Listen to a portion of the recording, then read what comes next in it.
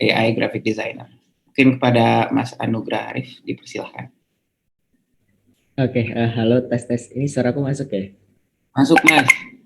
Karena itu kayaknya harus diralat deh. Aku nggak ngisi itu deh. Aku ngisi kreatif desain kalau nggak salah.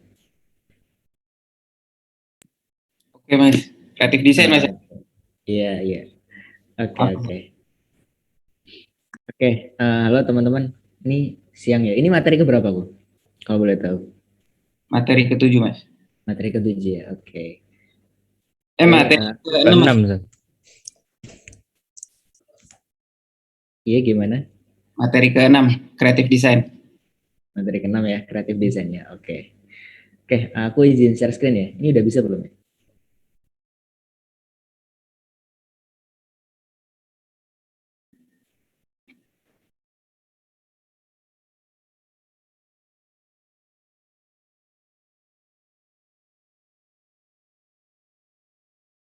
Oke, udah masuk ya?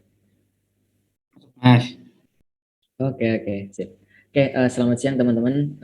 Assalamualaikum warahmatullahi wabarakatuh. Salam sejahtera buat kita semua. Om Swastiastu, Namo Buddhaya, Salam Kebajikan. Oke, tadi udah sempat di spill ya. Namaku Anugrah Arif ya Lubis.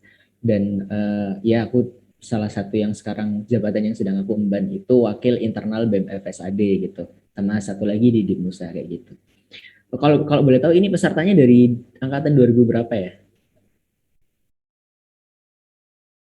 2019, 2020 atau gabung-gabung nih? 2019 sama 2020, Mas. Oke, selamat datang teman-teman. Oke, di sini kita bakal coba ngebahas terkait dengan desain. Tapi kita di sini karena tarafnya AMS, Advanced, berarti kita akan ngebahas sedikit yang lebih advance terkait dengan creative design, kayak gitu ya. Oke, sebelum itu aku mau coba perkenalkan lagi diriku. Ini semacam slide tanda-tanda kebesaranku aja sih. Jadi ini beberapa track record pengalamanku, teman-teman bisa lihat. Dan yang sekarang lagi jalan itu yang di BEM FSAD sama yang dari Dipnusa gitu. Yang sisanya udah purna semua dan ini ada beberapa project juga sama beberapa training yang udah aku emban dan ada beberapa yang sedang berjalan. Contohnya kalau teman-teman coba googling di kelasku itu visual brandingnya itu sekarang sedang aku garap mulai dari logo, konsepnya dan sebagainya itu aku yang ngerjain. Kemudian di sana itu aku juga sebenarnya hitungannya sih internship, cuman jatuhnya ke paid internship ya, alhamdulillahnya kayak gitu. Oke, kemudian ada training beberapa hal yang kayak gini, ini teman-teman bisa lihat mayoritas sih aku lebih suka training sama pengalamanku ini yang berkaitan dengan keterampilan media, jadi nggak bakal lebih dari itu gitu. Ini juga ada LinkedIn-ku, ada IG-ku juga, kalau teman-teman mau connect silakan, ntar aku connect balik. Tapi kalau IG kayaknya kalau kalian nge-follow sekarang biasanya aku follow back-nya itu 7 harian kalau nggak tahun depan. Soalnya aku kayak udah vakum gitu dari IG. Oke, kayak gitu aja sih untuk yang ini supaya teman-teman lebih lebih mengenal aku ya. Oke, kita bakal coba langsung masuk ke materinya. Oke, di sini aku bagi menjadi 4 penjelasan. Yang pertama nanti kita bakal coba check-in dulu. Aku pengen tahu dari teman-teman di sini kira-kira sudut pandang branding menurut perspektif teman-teman itu kayak gimana. Kemudian visual branding yaitu sebuah seni dari kreatif briefing sama visual build. Jadi bagaimana caranya kita membuat sebuah visual yang menarik kayak gitu. Kemudian ada editorial design juga. Gimana caranya kita bermain dengan grid, kemudian anatomi tipografi dan sebagainya itu nanti kita bahas di situ. Dan kemudian ini ada bonus social media activation. Kira-kira konsep sosial media yang menarik di era sekarang itu kayak gimana gitu kan? Semuanya harus serba fleksibel, harus serba dinamis kayak gitu kan. Nah, nanti kita bakal coba ngebahas di situ kira-kira tim yang sekiranya spesial itu kayak gimana? Media informasi, konsep media informasi yang menarik itu kayak gimana? Kayak gitu.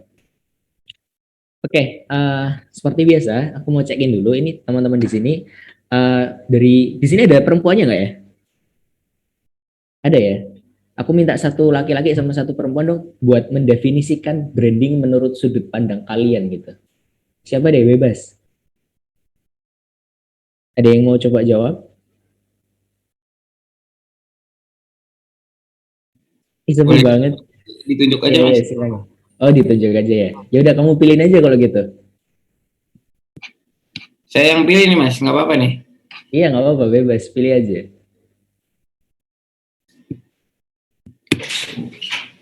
Ini ada kunci remove-nya nggak sih? Saya aja Mas. Oh iya, silakan. Ya Mas. Ya, saya dari Tekla 19.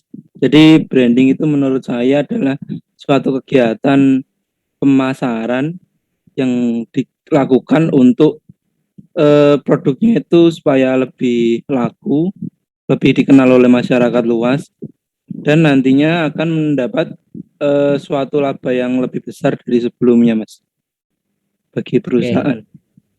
Ya begitulah Mas, kurang lebihnya. Oke, Ya, Mas, terima kasih. Han ya, panggilannya Iya Han Mas, ya? Han Mas. Oke, thank you Han. Oke, satu Baik, lagi nih Mas. perempuan nih. Ada nggak yang mau coba jawab?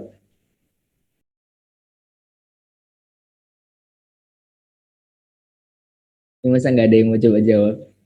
Jawab aja gak apa-apa. Branding menurut definisi kalian aja, nggak usah terlalu formal-formal banget.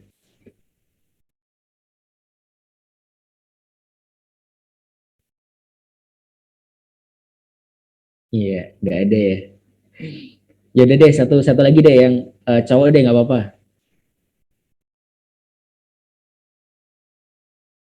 Yoga nih, Yoga Satya nih, mau coba jawab nggak? Boleh Mas. Oke, silakan. Ya, kalau menurut saya branding itu sebuah kegiatan untuk meningkatkan brand awareness atau popularitas dari mungkin suatu produk atau perusahaan atau kegiatan mungkin bisa Mas ya. Jadi sehingga lebih dikenal oleh banyak orang gitu Mas. Ya, kurang lebih seperti itu. Oke, thank you banget jawabannya dari Yoga dan Han. Ini keywordnya bagus-bagus semua. Tadi Han juga mendefinisikan bahwa branding itu adalah sebuah kegiatan kemudian untuk dikenal dan menambah laba, kurang lebih kayak gitu. Kemudian Yoga juga tadi mendefinisikan bahwa itu semacam brand awareness gitu ya, brand awareness gitu. Kemudian untuk sebuah kegiatan juga dan untuk lebih dikenal kayak gitu ya.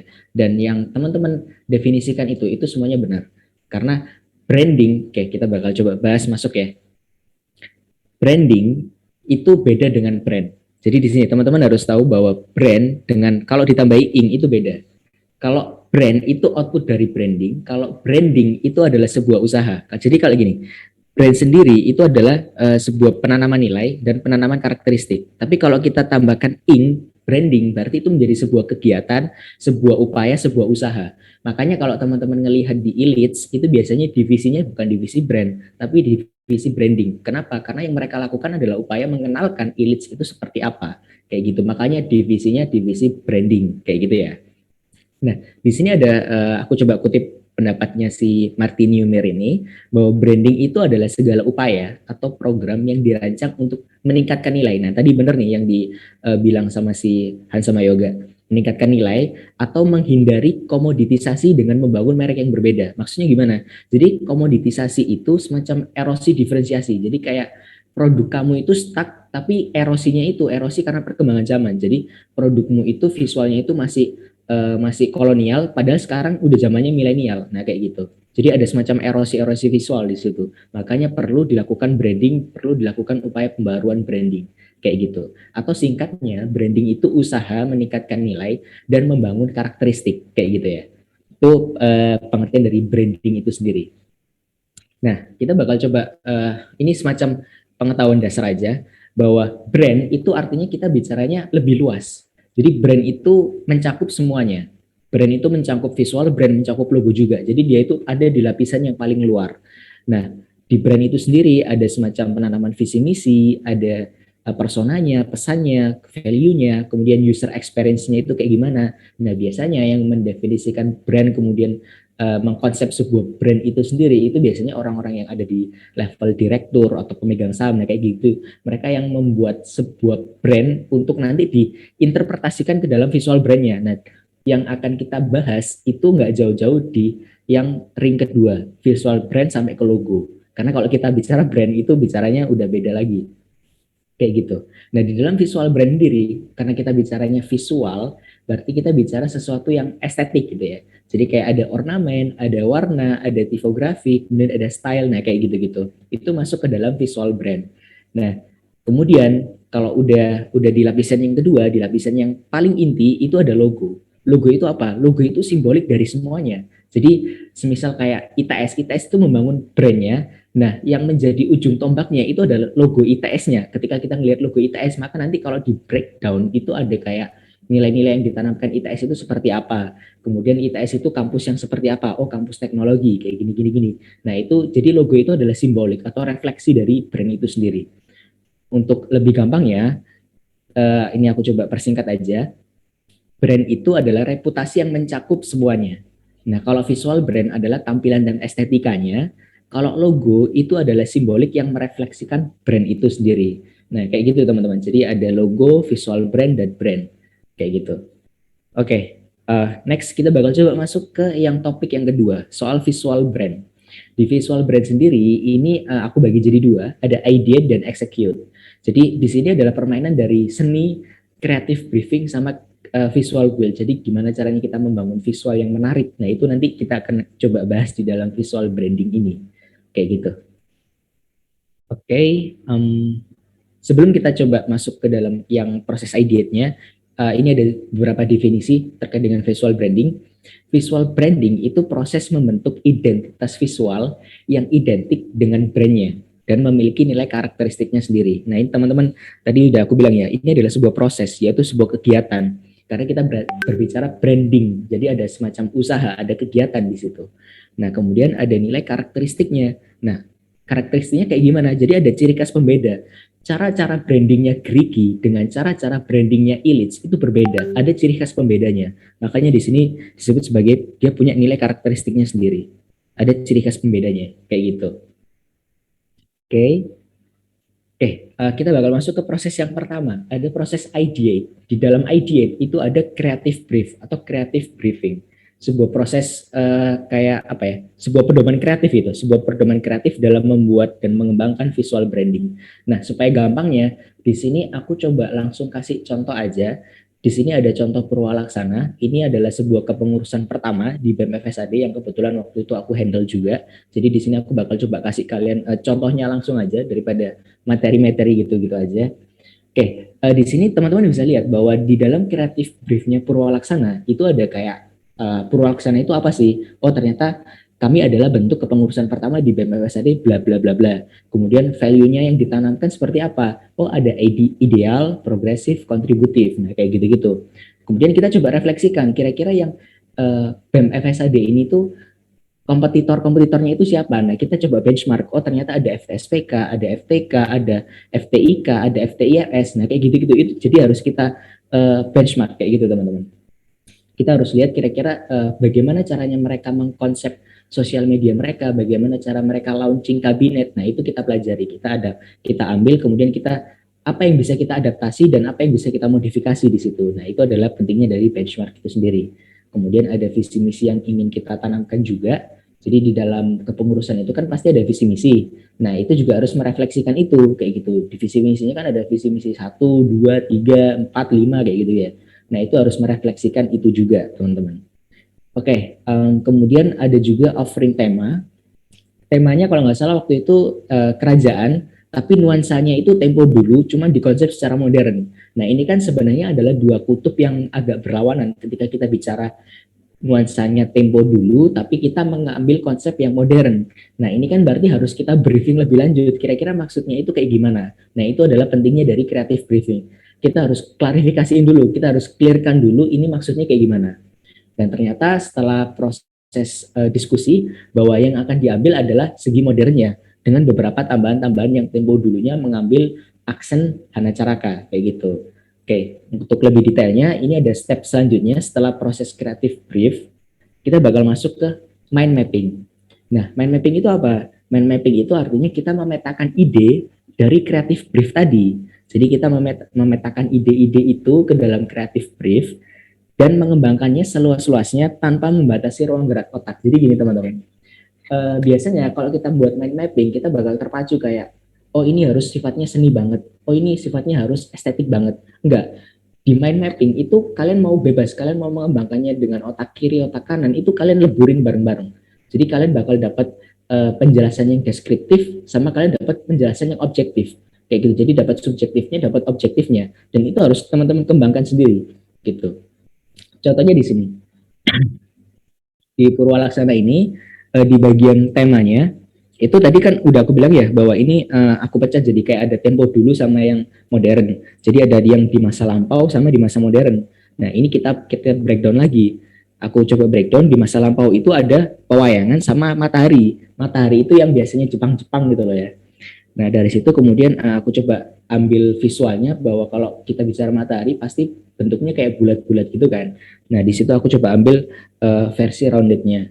Kemudian wayang itu kan ornamen wayang itu kan pasti kayak fleksibel gitu, kayak nggak beraturan. Berarti dia garis-garisnya itu fleksibel. Makanya di sini aku ambil fleksibel kayak gitu.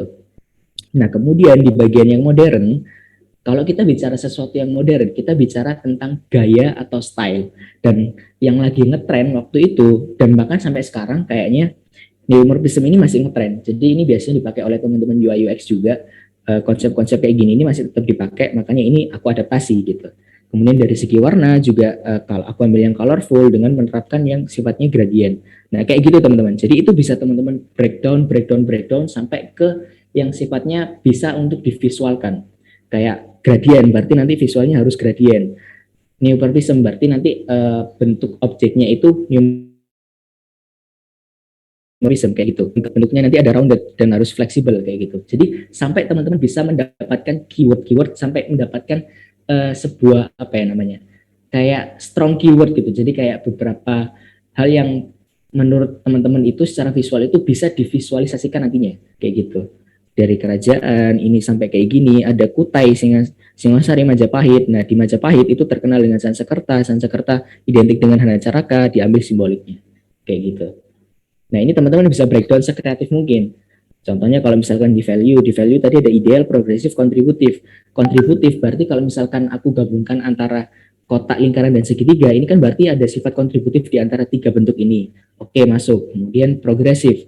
Progresif itu, ini aku coba ambil yang color stack. Color stack itu kayak gini. Jadi biasanya ada warna ini biasanya dia lebih gelap, ini agak lebih terang, dan ini terang. Jadi ini kan melambangkan sebuah tingkatan progresif.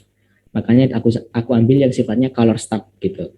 Kemudian ideal itu artinya ada sifatnya balance. Nah, di BMS kita belajar bahwa keseimbangan itu ada asimetris dan simetris. Nah, di sini aku ambil yang simetris kayak gitu. Sama kayak gini, Purwalaksana aku benchmark lagi. Ternyata setelah aku coba lihat-lihat dari BEM-BEM yang ada di ITS, itu mereka warnanya itu kontras. Berarti yang bisa aku adaptasi di sini adalah nanti penerapan warnanya itu FSAD juga harus kontras kayak gitu. Dan di sini ada beberapa hal lainnya, diferensiasinya apa yang bisa dibedakan antara FSAD dengan FTSPK, FSAD dengan FTK, FSAD dengan FTIRS, nah kayak gitu-gitu. Itu harus bisa dibedakan gitu. Ada diferensiasinya dari hasil benchmark itu sendiri. Kayak gitu teman-teman. Oke, di situ itu adalah proses mind mapping, mengembangkan sebuah ide-ide yang kita dapatkan dalam creative brief tadi. Oke, setelah proses mind mapping, kita masuk ke proses keyword and mood board. Nah, ini maksudnya apa? Jadi ini adalah proses kita mencari referensi. Keyword dan mood board sendiri itu pengertiannya adalah pemilihan kata dan papan kreatif sebagai acuan gaya dan selera dalam eksekusi visual. Jadi kita nanti bakal saat mengeksekusi dalam proses visual build-nya, itu pasti nggak bakal jauh-jauh dari referensi-referensi yang kita kumpulkan di sini. Kayak gitu, dari keyword-keyword yang kita dapatkan dari mind mapping tadi, kita bakal coba inputkan di sini dan kita dapat referensi-referensi. Contohnya kayak gini, di sini aku coba ambil kayak gradient logo, maka aku dapat contoh referensi ini. Aku ambil lagi modern logo, aku dapat contoh yang kayak gini. Aku ambil liquid, nah aku dapat contoh referensi yang kayak gini. Aku ambil yang colorful logo, aku dapat referensi yang kayak gini. Nah, ini aku kumpulin jadi satu, supaya jadi satu kesatuan mood board yang kira-kira kalau aku nanti stuck di proses aku mendesain, nah, aku bakal coba lihat mood board ini, kira-kira apa yang bisa aku kembangkan dan apa yang bisa aku ambil dari ini, apa yang bisa aku modifikasi dari referensi-referensiku ini. Nah, kayak gitu teman-teman. Itu adalah fungsi dari keyword dan mood board itu sendiri. Oke, setelah kita mendapatkan keyword kita dapat mood board kita dapat papan referensi kita. Selanjutnya adalah ini ada semacam tagline. Sebenarnya tagline ini nggak terlalu penting sih. Cuman kalau misalkan teman-teman suka kayak membuat sebuah kata-kata yang kreatif atau kata-kata yang sekiranya sebuah inisiasi agar brand kalian mudah diingat dan dikenal, ini sebenarnya nggak ada acuan bakunya kalian mau buat tagline yang kayak gimana. Cuman di sini aku ada tips kalau misalkan kalian pengen membuat sebuah tagline, itu yang pertama, tagline itu apakah dibutuhkan atau dipaksakan gitu.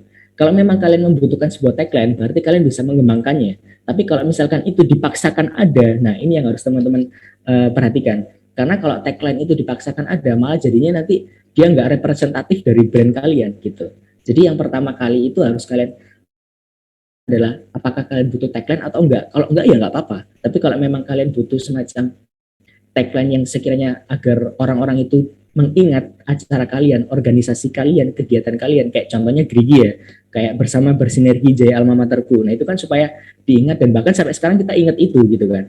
Artinya ada semacam penanaman nilai, penanaman karakter, oke, tagline bisa dipakai. Tapi kalau misalkan kita berbicara kayak kepengurusan yang sifatnya itu kayak tahunan, dan bahkan penanaman karakternya itu lebih kepada proker dan agenda kayak gitu-gitu, ya buat apa tagline? Mending lebih kepada kita membuat sebuah visualnya aja, daripada kita membuat sebuah tagline yang justru nanti malah ngejadiin itu nggak representatif dari brand kalian, kayak gitu. Nah, kalau misalkan kalian benar-benar butuh tagline, nah kita bisa masuk ke tips yang kedua, breakdown dari mind mapping. Sorry ada V-nya. Breakdown dari mind mapping, kira-kira kata-kata apa yang bisa kalian kembangkan, kira-kira strong keyword apa yang bisa kalian kembangkan, kayak gitu. Kemudian bisa dieksplorasi lagi keyword potensialnya, misalkan dari kata sinergi bisa kalian breakdown lagi, semangat atau apa, nah itu bisa kalian breakdown lebih dalam lagi sampai kalian bisa mendapatkan kata-kata yang sekiranya representatif dari brand kalian kayak gitu. Nah kemudian yang terakhir adalah meaningful not meaningless, jadi dia harus bermakna. Jangan sampai tagline yang kalian buat itu justru malah nggak representatif dan membuat organisasi atau kepanitiaan kalian itu malah menjadi kayak ini apa sih kok malah nggak jelas jadinya. Nah jangan kayak gitu. Jadi teman-teman harus perhatikan juga meaningful not meaningless. Kalau memang nanti hasilnya itu meaningless, ya balik lagi ke tips yang pertama, mending kalian benar-benar butuh atau enggak. Kalau enggak ya udah nggak usah, nggak apa-apa kayak gitu. Oke, melanjuti dari proses mood board tadi, kita masuk ke proses yang execute. Di execute ini ada proses membuat sebuah logo. Nah, di dalam proses logo ini adalah sebuah proses visualisasi kreatif, meliputi sketsa, morfologi bentuk, filtering, dan finalisasi. Jadi gini, ketika kalian membuat sebuah logo, tadi kan stepnya mulai dari creative brief, kemudian setelah creative brief kita main mapping, setelah main mapping kita bermain di keyword dan mood board. Nah, setelah itu kita coba mulai buat ke logo build-nya. Nah, itu ada beberapa step-step teman-teman. Kalau misalkan di sini, aku biasanya sukanya itu lebih ke yang abstract sketch. Jadi dari abstract sketch kayak gini, yang kayak gini, ini aku coba lihat polanya. Kira-kira pola apa yang bisa diambil? Contohnya di sini, dari ini, kemudian aku kembangkan, ini teman-teman bisa lihat sampai akhirnya ketemu bentuk utamanya, bentuk main logonya. Jadi dalam proses mengembangkan sebuah logo itu ada step-stepnya juga, mulai dari creative brief tadi, kemudian mind mapping tadi, mood board tadi. Nah dari mood board itu kemudian kita coba lakukan visualisasi logonya, dan teman-teman bisa lihat ini visualisasi logonya ini nggak jauh-jauh dari mood board yang aku buat tadi. Dia colorful, dia ada sedikit kayak neumorphism-nya, yang dari breakdown dari mind mapping-nya, nah kayak gitu. Jadi ada step by step-nya gitu. Tapi gini teman-teman, dalam membuat sebuah logo itu sebenarnya nggak ada acuan baku kalian harus melewati step-step apa. Kalau misalkan kalian bergeraknya di bidang yang lebih profesional, yang membutuhkan waktu eksekusi yang lebih cepat, ya kalian nggak harus membreakdown dari mind mapping, kalian bisa bermain di morfologi bentuk, morfologi logo. Itu bisa kalian breakdown dari situ, atau bahkan dari creative brief itu kalian bisa langsung loncat ke logo visualnya, logo build-nya. Itu nggak apa-apa, setiap desainer itu punya caranya yang berbeda-beda. Cuman secara idealnya kalian melewati beberapa step-step yang tadi aku jelasin. Ada proses creative briefing-nya, ada proses breakdown di mind mapping-nya, ada proses dari keyword dan mood board-nya, baru kalian jump to logo build-nya. Kayak gitu teman-teman. Jadi itu ada proses-prosesnya sendiri gitu. Oke, setelah kita bicara logo build, kita bicara hal-hal yang sifatnya mengeksekusi logo itu. Next, ini ada tentang super grafis. Apa itu super grafis? Super grafis itu adalah penurunan visual sebagai elemen penunjang visual branding gitu. Jadi di dalam sebuah logo itu pasti bakal ada yang namanya super grafis. Dan super grafis ini cukup penting banget kalau misalkan kalian sedang apa ya, kayak kalian membuat sebuah logo, itu biasanya bisa kalian breakdown menjadi sebuah super grafis. Caranya gimana? Ya kita bisa bermain dengan style, dan dari mind mapping itu biasanya kita bisa breakdown lagi. Kayak misalkan contohnya liquid atau fleksibel. Nah, itu bisa kalian kembangkan menjadi sebuah ornamen kayak gitu. Pasti nggak jauh-jauh dari mind mapping, karena dari proses mind mapping ke mood board, ke logo build, ke super grafis itu pasti bakal ada kaitannya dan bisa kalian breakdown ke logo, ke super grafis kayak gitu. Di sini contohnya aku coba ambil contoh yang pernah aku kerjain di UKM Expo. Nah, kalau teman-teman ngelihat di sini ada semacam super grafis objek-objek yang ada di bawah ini. Nah, ini kan sebuah representatif dari UKM Expo sendiri. Kayak misalkan ada volley, kemudian ada kayak semacam gitar, kamera. Nah, kayak gini-gini kan ini kan representatif dari UKM Expo itu sendiri. Maka bisa kita jadikan sebuah super grafis, dan biasanya ini bisa aku pakai di mana aja. Bisa aku tempelkan di poster, bisa aku tempelkan di video bahkan yang teman-teman videografi gunakan, atau misalkan ditempelkan di guidebook. Nah, kayak gitu-gitu itu bisa dipakai di mana aja. Itu adalah salah satu fungsi super grafis sebagai elemen penunjang. Jadi apa? Nah, super grafis itu bisa di callback gitu. Biasanya kalau sebutannya sih bisa di callback gitu ya. Bisa buat nambah-nambahin gitu. Kalau misalkan, oh ini kurang elemen nih, oh ini kurang elemen. Nah, itu bisa kita ambil dari super grafis kayak gitu.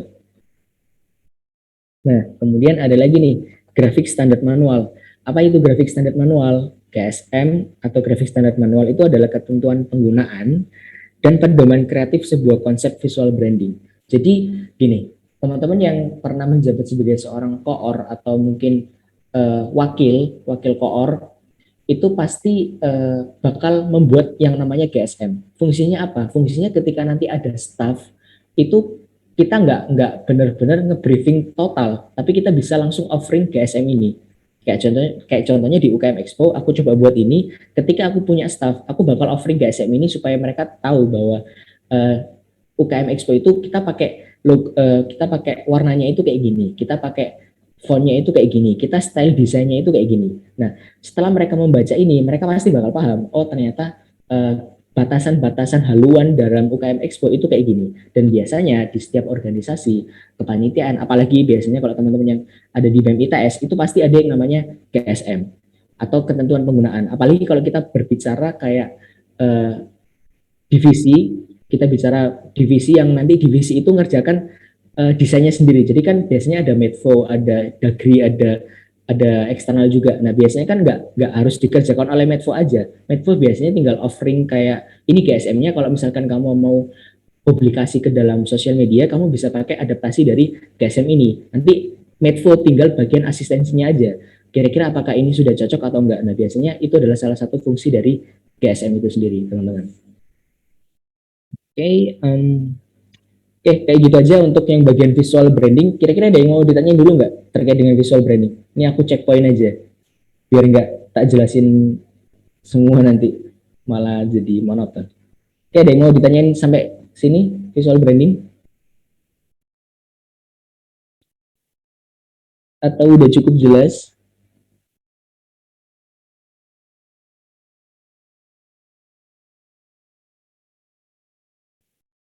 Ingin bertanya Pak, Mas. Ya, silakan. Ya kan pada saat ya desain gitu ya Mas. Saya itu paling bingung saat nentuin ya kayak tadi apa itu ya ornamen-ornamennya gitu loh Mas. Yang gambar-gambar kecilnya tadi Mas. Lah gitu. Nah, biasanya kayak gini nih nyarinya di mana ya Mas ya? Terus kayak nentuin oh ini cocok sama kita, cocok untuk desain kita atau enggak gitu gimana gitu. Gitu sih Mas.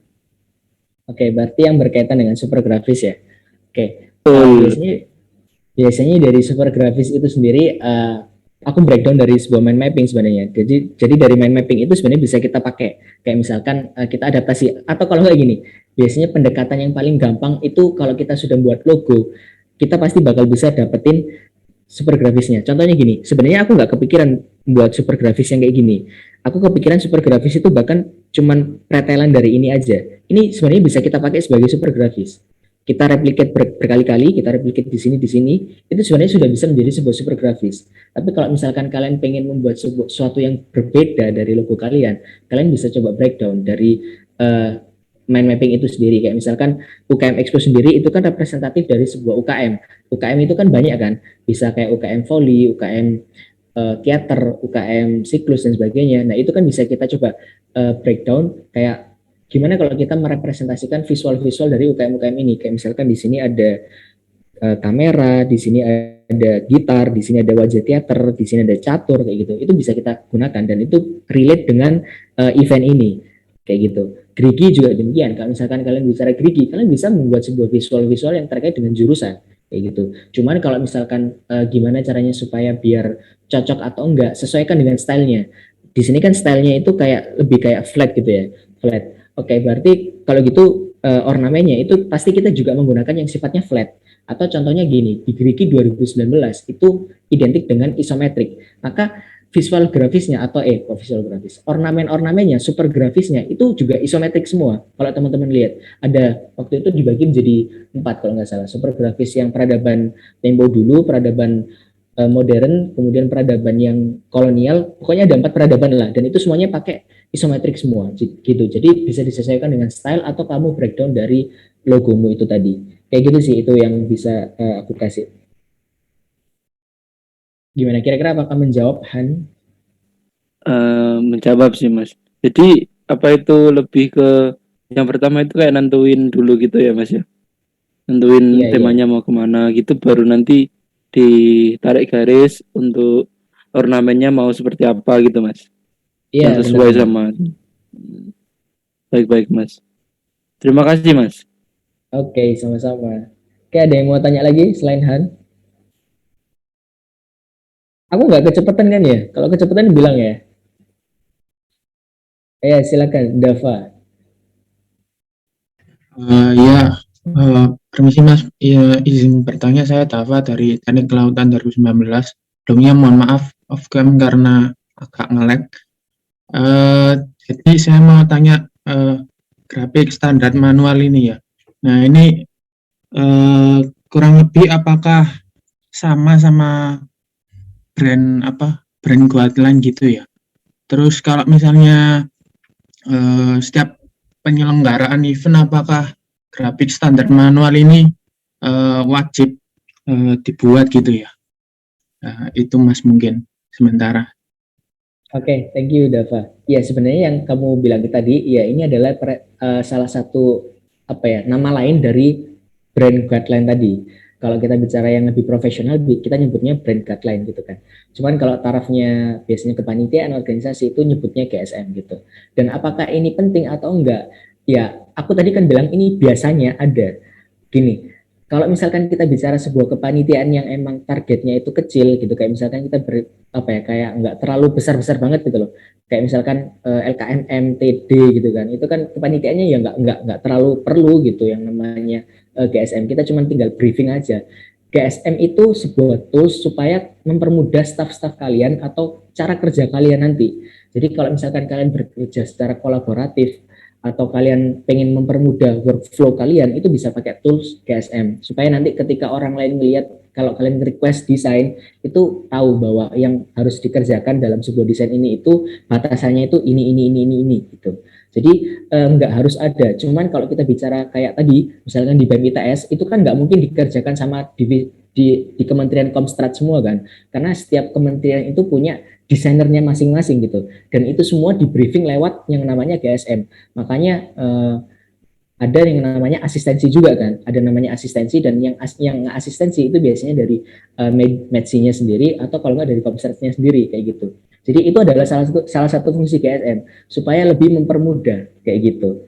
Itu sih kalau dari aku, Dava. Jadi nggak wajib, cuman kalau misalkan kalian bekerja dalam sebuah scope atau lingkungan yang lebih besar, itu bakal sangat berguna banget untuk workflow kayak gitu. Sangat menjawab Mas, terima kasih Mas. Oke, sama-sama. Oke, ada lagi yang mau tanya? Atau aku lanjutin dulu nih?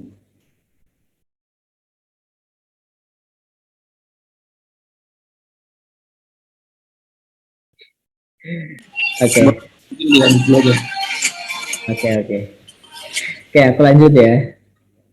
Oke, kita bakal masuk ke editorial design. Oke, di dalam editorial design ini sebenarnya lebih ke gimana caranya kita nge-layout, gimana caranya kita bermain dalam sebuah grid system, kayak gitu-gitu. Oke, yang pertama kita bakal coba breakdown dari definisinya dulu.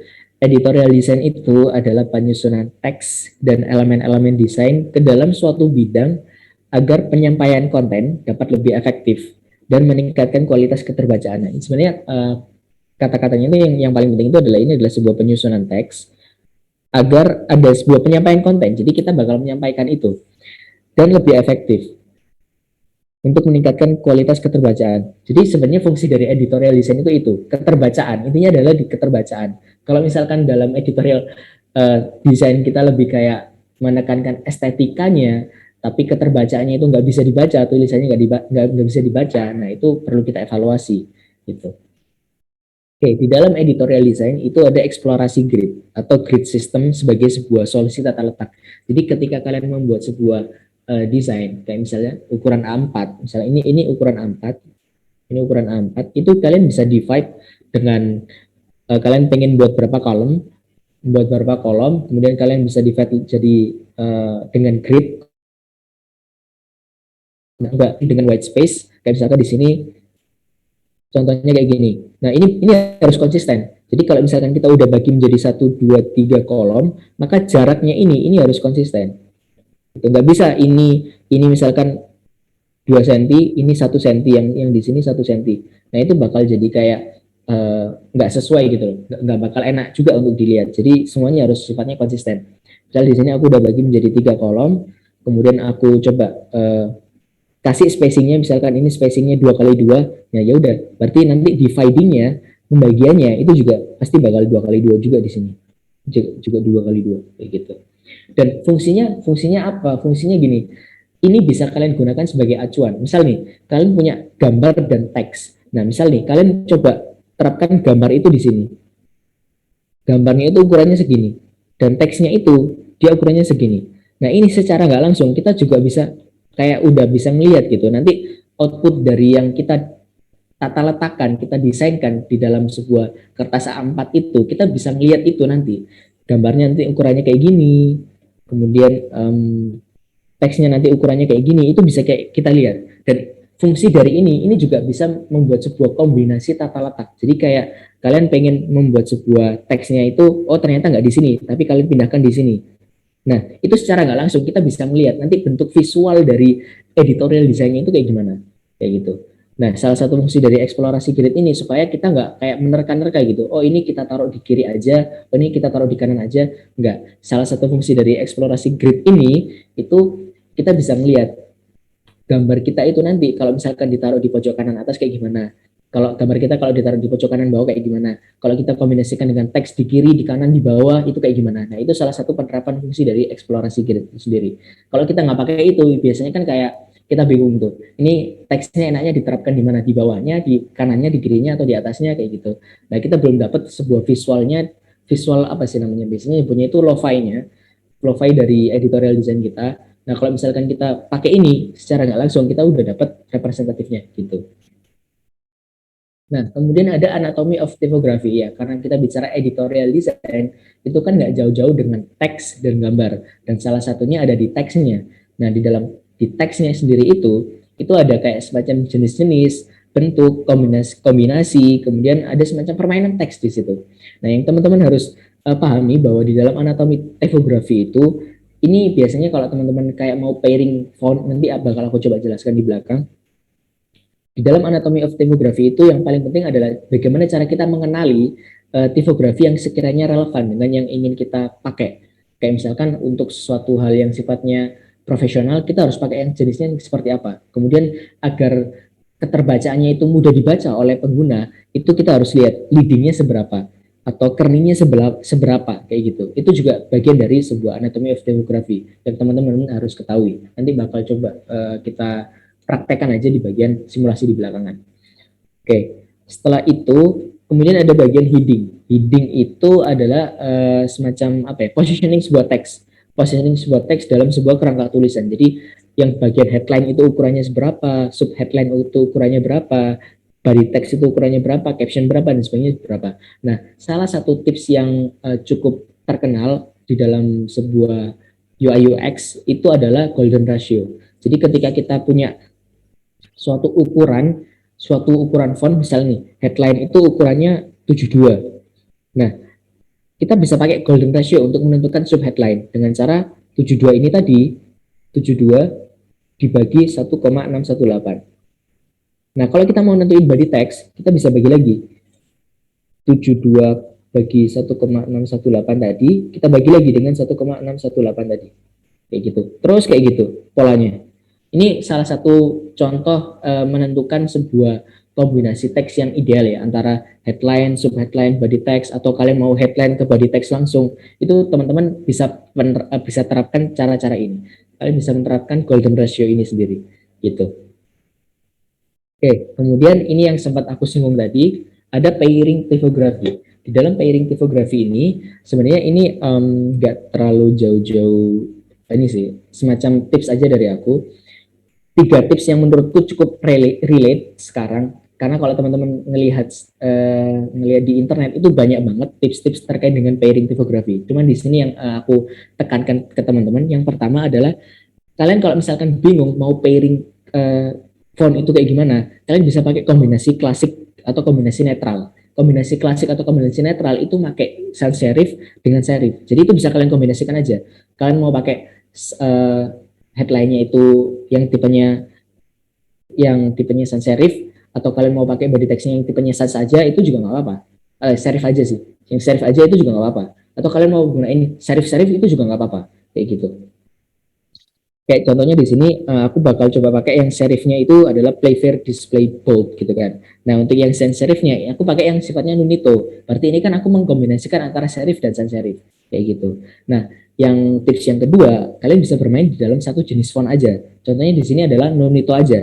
Nunitonya bold, kemudian untuk yang bagian body text-nya itu juga nunito juga. Jadi kalian bisa bermain dalam satu jenis font aja, kalian cuma tinggal bedain ukurannya aja dengan cara-cara yang tadi aku jelaskan di bagian headline, pakai golden ratio kayak gitu.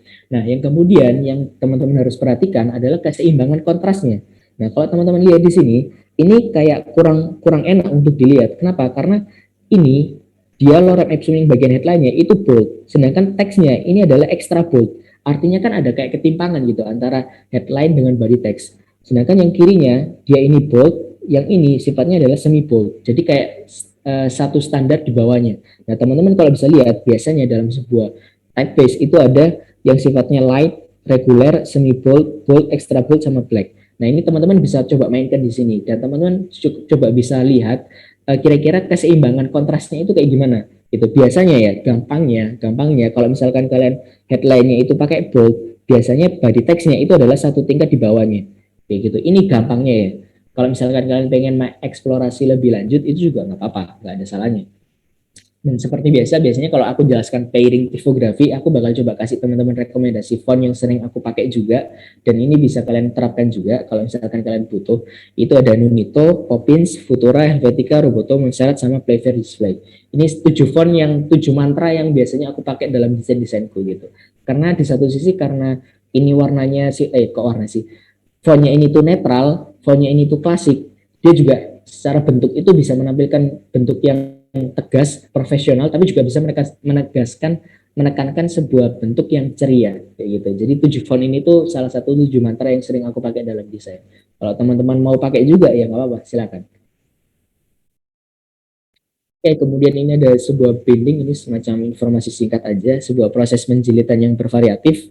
Jadi binding itu kan ada yang staples tengah, soft cover, hard cover, lakban. Cuman gini ya, karena kita bicaranya, kita coba refleksikan ke dalam sebuah desain ya.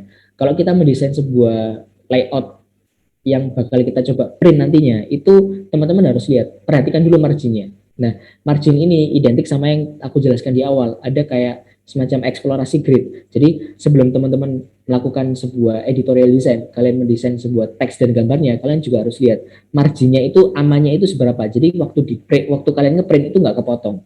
kayak gitu. Kemudian yang kedua, teman-teman harus tahu bahwa teman-teman ini sedang mencetak satu muka aja atau dua muka. Maksudnya gimana? Kalau satu muka itu berarti kalian cuma mencetak untuk sisi, misalnya sisi kanan aja ya. Nah, otomatis kita cuma memperhatikan margin yang bagian ini aja. Tapi kalau kita mencetak dua muka, kayak misalkan untuk buku, itu kan kita harus apa ya? Ada yang sisi muka untuk yang kanan sama sisi muka untuk yang kiri.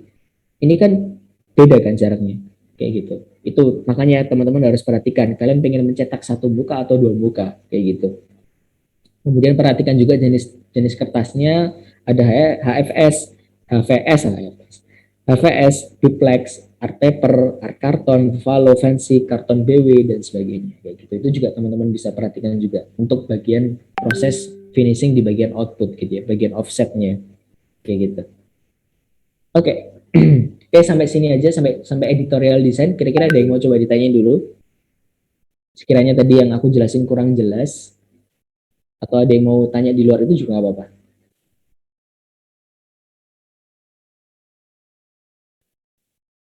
Atau udah cukup jelas nih? Atau aku kecepatan nih?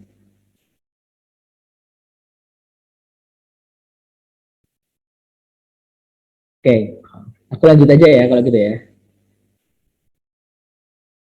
Iya Mas, monggo Mas. Oke.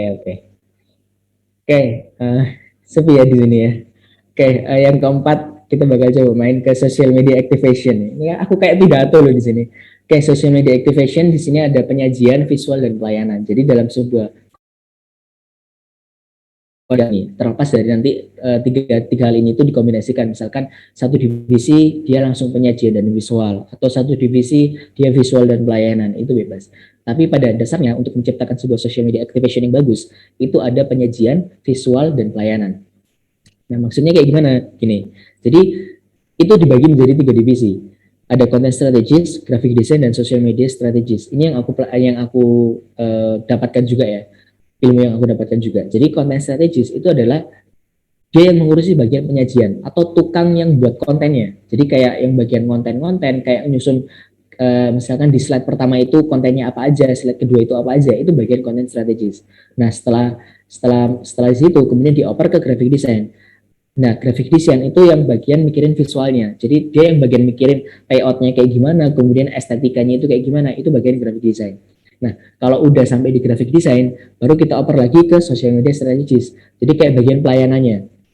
Yang bagian ngadmin sama nganalisis insight kontennya itu si bagian social media strategist. Jadi kayak misalkan postingan ini kenapa like-nya cuma 16 aja, sedangkan yang lain bisa sampai 50. Nah, itu yang menganalisa adalah teman-teman dari sosmed ini gitu. Nah, bedanya adalah gini. Kalau di CS itu biasanya dia bakal sangat-sangat bermain di copywriting. Jadi kayak misalkan di slide, kalau teman-teman menganalisa di Go Live, itu Gojek salah satu kontennya Gojek itu Go Live, itu satu slide itu pasti nggak lebih dari 250 karakter, kurang lebih 250 karakter. Untuk apa? Supaya informasi yang ditampilkan itu bisa informatif kayak gitu. Itu salah satu penerapan, salah satu hal yang bakal dipikirkan oleh teman-teman dari CS, dari content strategist. Jadi kayak mikirin slide satunya apa, kemudian call to actionnya itu kayak gimana, itu bagian si CS. Sedangkan yang bagian mikirin visualnya, kayak misalkan mau dibuat ilustrasi, mau dibuat sebuah bentuk-bentuk yang lebih representatif lain, kayak misalkan mengubah sebuah narasi menjadi sebuah ilustrasi, mengubah sebuah narasi menjadi sebuah bentuk-bentuk visual, itu bagian teman-teman dari graphic design, kayak gitu. Kemudian untuk social media strategisnya sendiri, ya dia bagian outputnya, dia bagian yang berada di antara user dengan si namanya si adminnya gitu. Jadi yang kayak ngurusin insight-nya, kemudian kalau misalkan ada yang komen, itu bagian menanggapi itu teman-teman dari sosmed kayak gitu.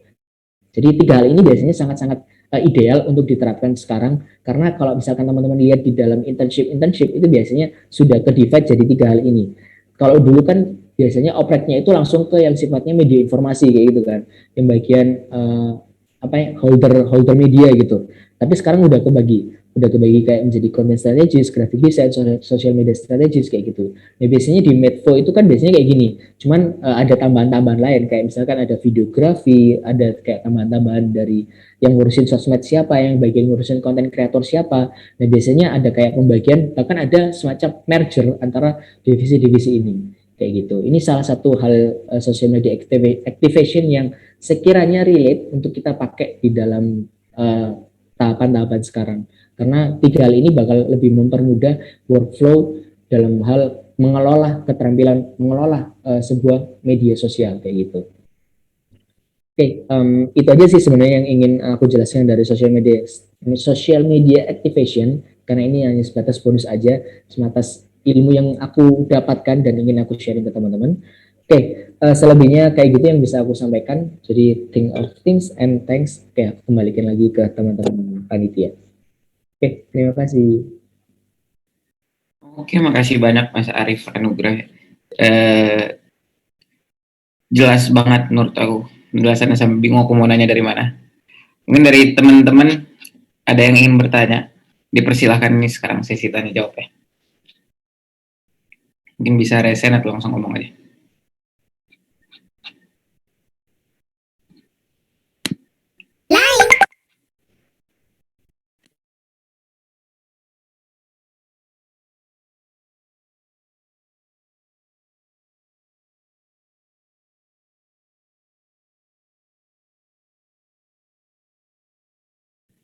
Ini teman-teman dipersilahkan.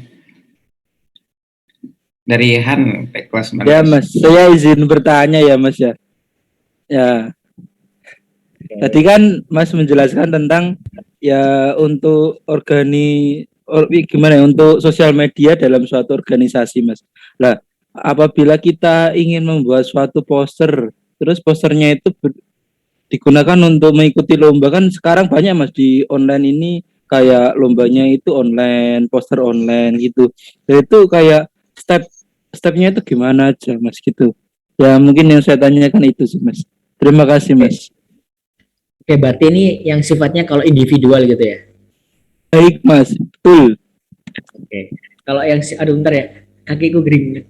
Oke, kalau yang sifatnya individual itu kalau ya mau nggak mau itu harus kalian urus sendiri gitu, mulai dari kontennya, mulai dari penerapan ke visualnya itu ya kalau mau nggak mau ya emang harus diurus sendiri. Cuman ilmu-ilmu yang bisa dipakai itu kalau konten strategis biasanya itu adalah ilmu copywriting dan ilmu-ilmu kayak terkait membuat sebuah konten yang lebih to the point, kayak apa ya, kayak penggunaan strong word, kemudian penggunaan kata-kata yang lebih efektif. Nah, itu adalah bagian dari konten strategis. Jadi kayak kamu menyusun kontennya dulu, kamu membuat sebuah briefing untuk postermu itu harus kamu analisa dulu dari segi konten strategisnya, dari segi keefektifan kontennya gitu. Jadi itu harus kamu analisa dulu, kira-kira apa yang harus kamu tambahkan dalam kontenmu, apa yang harus kamu buang dalam kontenmu, itu kamu analisa dulu. Nah, kalau udah baru kamu lakukan proses ke istilahnya grafik desainnya ya. Jadi kamu selaku konten strategis, kamu selaku grafik desain, kamu selaku yang nge-publish itu juga. Jadi idealnya adalah kalau biasanya kalau aku ya itu step by stepnya itu mulai dari briefing konten. Jadi briefing konten untuk yang bakal aku kembangkan ke poster itu bakal aku analisa dulu, mulai dari judulnya kira-kira yang bagus itu kayak gimana, kemudian konten-konten yang bakal aku tampilin itu kayak gimana, itu bakal masuk ke dalam draft konten. Setelah draft konten ini jadi, baru aku coba transformasikan ke dalam bentuk lo-fi. Lo-fi itu kayak bentuk secara singkat aja. Jadi kayak misalkan untuk judul itu aku kayak kasih persegi panjang, kemudian untuk konten aku kasih kayak persegi panjang. Nah kayak gitu-gitu. Jadi ini bisa aku coret-coret nggak ya? Jadi misal di sini kita coba buat dulu ya. Ini misalnya konten-kontennya kayak gini, konten-kontennya di sini, draft kontennya kayak gini. Nah kalau udah kita bakal transformasikan ke dalam bentuk lo-fi-nya. Kira-kira misal nih, aku buat judulnya itu kayak persegi panjang gini aja, di bentuk lo-fi-nya. Terus ini nanti contoh posternya, subjudulnya ini misalkan kontennya kayak gini, misalnya ini bentuknya gambarnya kayak gini. Nah ini transformasi ke bentuk lo-fi-nya gitu. Jadi kayak secara nggak langsung aku bakal tahu kira-kira nanti output dari posterku itu bentuknya kayak gimana. Ini contoh aja ya. Jadi misalnya ini nanti judulnya aku transformasikan kayak gini. Kemudian subjudulnya aku bakal transformasikan kayak gini. Body text-nya aku bakal transformasikan kayak gini. Nah kalau udah baru kita bakal masuk ke proses yang hi-fi-nya. Baru kita coba masukin, oh judulnya tadi kayak gini. Oh subjudulnya itu tadi kayak gini. Nah itu baru kita masukin. Jadi ada step by step-nya sih kayak gitu. Kalau udah baru kita coba implementasikan secara keseluruhan, kita coba minta orang lain buat menganalisa kira-kira apakah poster kita itu udah bagus atau enggak, kira-kira kurangnya di mana, kemudian apakah konten-konten yang ditampilkan efektif atau enggak. Nah, kita coba analisa di situ. Kayak gitu sih, itu sih biasanya kalau aku pakai dalam membuat sebuah poster. Oke Mas. Jadi yang pertama itu kayak kita nentuin isi kontennya dulu aja ya Mas ya. Nanti Iya. baru dikembangin ke ya mungkin coret-coretan gitu ya Mas. Coret-coretan Iya. baru diaplikasikan ke Adobe Illustrator, kalau enggak ya aplikasi desain lainnya gitu Mas. Iya, benar sekali. Baik. Kalau seumpama kan kendala saya dalam mendesain itu yang pertama ide Mas. Nggak ada ide sama sekali Mas. Kalau kayak gitu gimana Mas? Ide apa ini? Ide visualnya atau ide Ide kontennya? visualnya Mas, ide visualnya Mas. Kalau aku ya, ini treatment dari aku sendiri ya. Sebenarnya aku dulu itu emang stucknya itu biasanya mentransformasikan dari ide-ide konten ini, gimana caranya membuat sebuah visual yang menarik. Jadi aku mulai yang pertama, aku bakal mengubah lingkunganku. Aku mengubah lingkunganku mulai dari IG, mulai dari pokoknya yang bisa aku jangkau, sosial media yang aku jangkau itu udah aku unfollow semua itu teman-temanku yang alay-alay. Aku mulai follow ke teman-teman desainer, teman-teman dari yang DKV juga yang aku dapat relasi ke sana. Nah dari sana itu jadi kayak kalau aku buka IG itu bakal kayak muncul karya-karya teman-temanku gitu, teman-teman desainer gitu. Jadi kayak secara nggak langsung itu bakal mentreatment kita bahwa oh nanti kalau misalkan aku pakai warna merah itu bagusnya dikombinasikan dengan ini. Oh kalau misalkan style ribetnya kayak gini. Jadi itu secara nggak langsung bakal menerapkan pemikiran apa ya? Pemikiran kalian, mengembangkan kreativitas kalian secara pasif. Karena kan apa ya? Kita itu biasa karena terbiasa kan. Jadi kalau misalkan kita terbiasa melihat sesuatu yang menarik, melihat sesuatu yang kira-kira itu menurut kita bagus, pasti nanti yang bakal kita kembangkan juga itu juga pasti bakal bagus. Bakal ada acuan referensi dari yang kita coba dapatkan sebelumnya. Nah yang kedua biasanya kalau aku pakai adalah teman-teman bisa coba kembangkan di mood boardnya. Jadi kayak misalkan keyword-keyword yang misalkan kalian pengen pakai, misalkan sebuah poster yang modern. Nah kalian bisa coba cari-cari referensi-referensi. Kalau biasanya yang aku pakai itu di Pinterest, kalau enggak di Behance, itu aku biasanya pakai di antara dua hal itu aja. Jadi bakal aku coba eksplorasi di situ, aku bakal coba ambil gambar-gambar yang sekiranya bisa aku jadikan acuan. Nah dari sana baru aku coba ambil kira-kira ini kalau aku implementasikan di desainku, ini kalau misalkan aku modifikasi itu kayak gimana hasilnya. Jadi kayak gitu sih. Tapi emang kalau lagi ngestak banget itu baru yang agak sulit sih. Itu sih Han. Iya Mas. Jadi lebih baik kita kayak nentuin warna dulu aja ya Mas ya. Lihat kombinasi warna gitu. Iya, Terus iya. baru lanjut ke yang lain gitu ya. Super Iya, grafis mungkin atau yang lain. Oke Mas. Baik Mas, terima kasih ya Mas atas jawabannya. Sangat membantu sekali Mas. Oke, sama-sama. Oke, ada yang mau tanya lagi? Ini persoalan teman-teman untuk ada yang mau nanya lagi. Mungkin aku dulu kali Mas ya, aku mau nanya. Oke, boleh. Aku mau lihat slide yang tentang golden ratio tadi. Apa golden ratio-nya? Nah, ini perhitungannya berdasarkan apa, Mas? Perhitungan apa tuh? Itu yang 1608. 1,618 itu perbandingan. Jadi misalkan apa sih namanya? Ini ukuran ini kalau kita bandingkan ukurannya dengan ini, itu dapat perbandingan 1:1,618.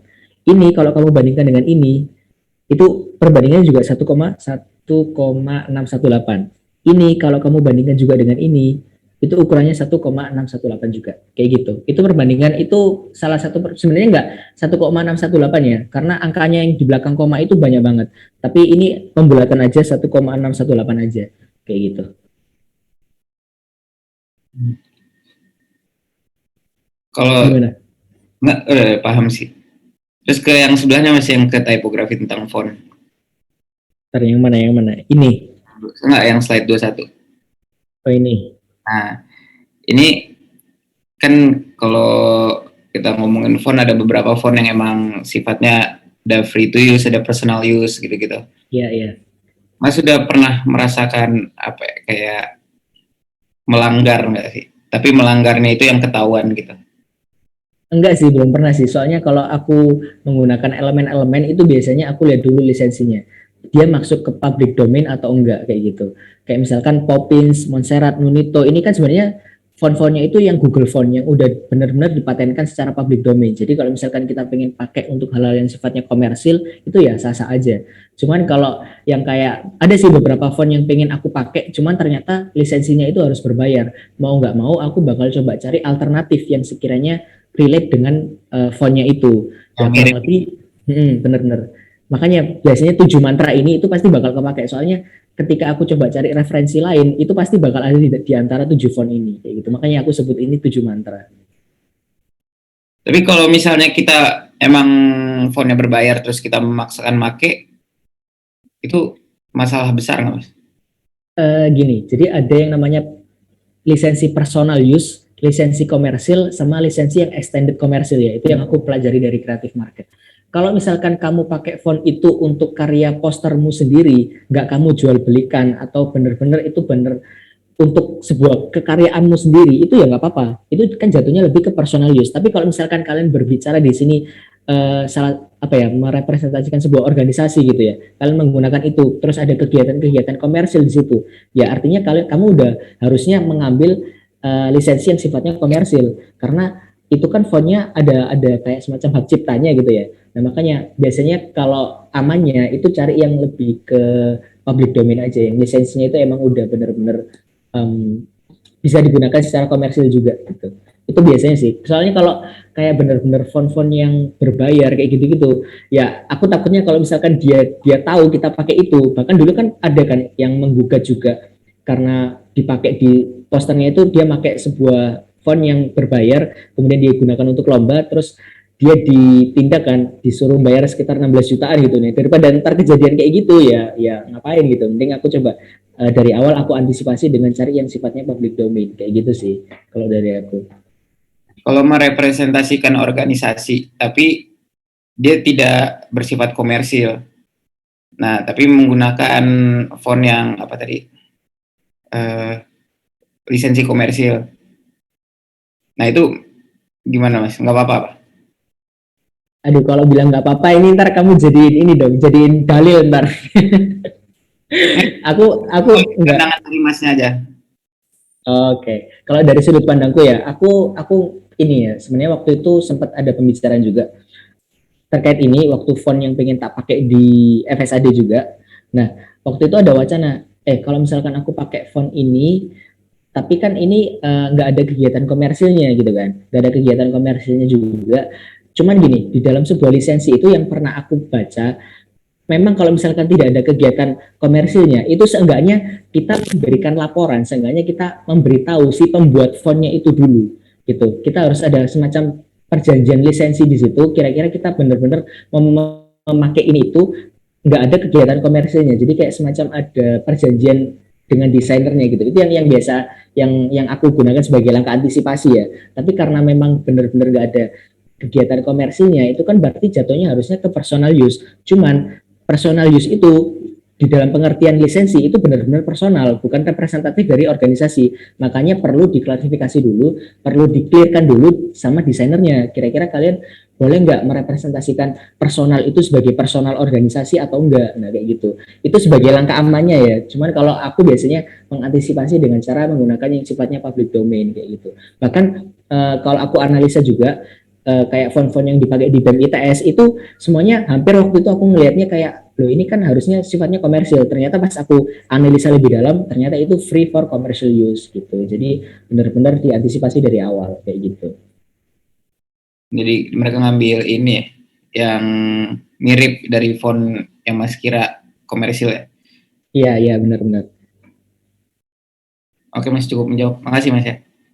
Oke, sama-sama. Ini ada simulasinya Mas ya? Ada. Langsung simulasi dah. Ini langsung simulasi aja Mas. Harusnya udah mulai dari. Oke. Dipersilakan. Untuk simulasi ini ya bisa teman-teman akses dulu di link tree ini, nanti ada bagian AMS editorial design. Kalau teman-teman mau ngikuti juga bahan-bahannya aku taruh di sini. Oke, aku coba share screen dulu. Ntar aku buka ilustrator. Teman-teman di sini pakai Illustrator yang versi berapa? 2020 ke atas atau 2020 ke bawah? 2020 ke bawah, Mas. 2020 ke bawah ya. Berarti 2019, 17, 16 gitu ya. Iya, Mas. Kalau saya 2017 kayaknya, Mas. Oke. Oke. Share screen. Oke. Di sini teman-teman kalau udah akses ini, di bagian atas ini ada MS simulasi, editorial design kalau teman-teman mau ngikuti juga. Nah, di sini udah aku bagi kalau misalkan kalian versinya 2020 ke bawah bisa download yang versi 2019 ini. Kalau yang versi 2020 ke atas bisa pakai ini. Karena apa ya? Bedanya itu kalau kalian pakai yang versi 2020 kalian open di 2020 ke bawah itu layarnya itu masuk ke dalam DPMS gitu. Jadi kayak bener-bener dijadiin satu gitu. Itu yang gak enaknya di situ. Makanya kalau dalam sebuah kolaboratif project kolaboratif itu bakal sangat mengganggu sih. Makanya untuk antisipasinya itu biasanya di downgrade ke yang sifatnya 2020 ke bawah. Cuma di sini aku sediakan offering untuk 2020 sama 2020 ke bawah. Ini ada swatch juga, kombinasi-kombinasi warna yang bisa teman-teman pakai nanti. Kemudian ini ada font, aku pakai single font aja untuk yang Popin ini. Terus di sini ada aset-aset juga yang bisa teman-teman download. Oke, bakal coba masuk ke materi simulasinya.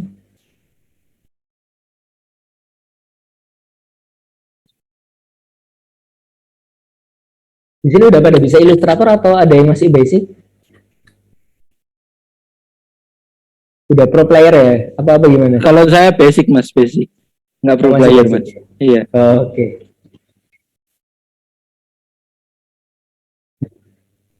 Oke, yaudah. Aku bakal coba semacam review sedikit terkait dengan Illustrator. Oke, biasanya kalau misalkan kalian membuka Illustrator atau buka project ini pasti tampilan awalnya itu bukan yang kayak gini. Pasti tampilannya lebih ke esensial. Nah, kurang lebih tampilan esensialnya gini. Oke, tampilannya pasti bakal kayak gini. Karena ini adalah tampilan esensial aja. Tampilan awal-awal gitu. Nah, untuk mempersingkat, nanti ada beberapa yang harus teman-teman import. Jadi, teman-teman bisa coba import di Windows. Di Windows itu semua tools-toolsnya itu ada di Windows.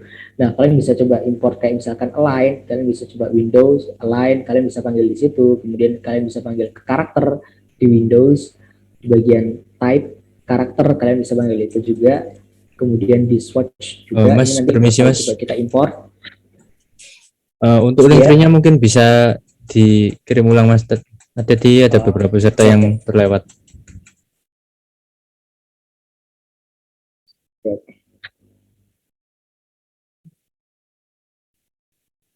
Ya, di chat ya.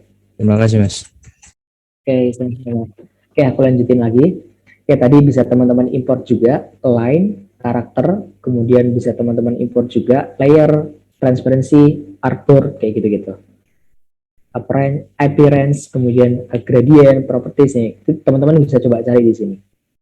Pasti bakal ada. Gitu. Oke, untuk swatch tadi kan sempat aku singgung juga ini swatch yang di sini. Nah, ini bisa teman-teman import juga. Caranya tinggal pergi ke klik yang di bawah, di swatch, di bagian bawah sendiri. Kemudian other libraries. Nah, kalian bisa coba cari tadi filenya ada di mana, kayak gitu. Oke, swatch-nya di sini. Nah, kurang lebih kayak gini.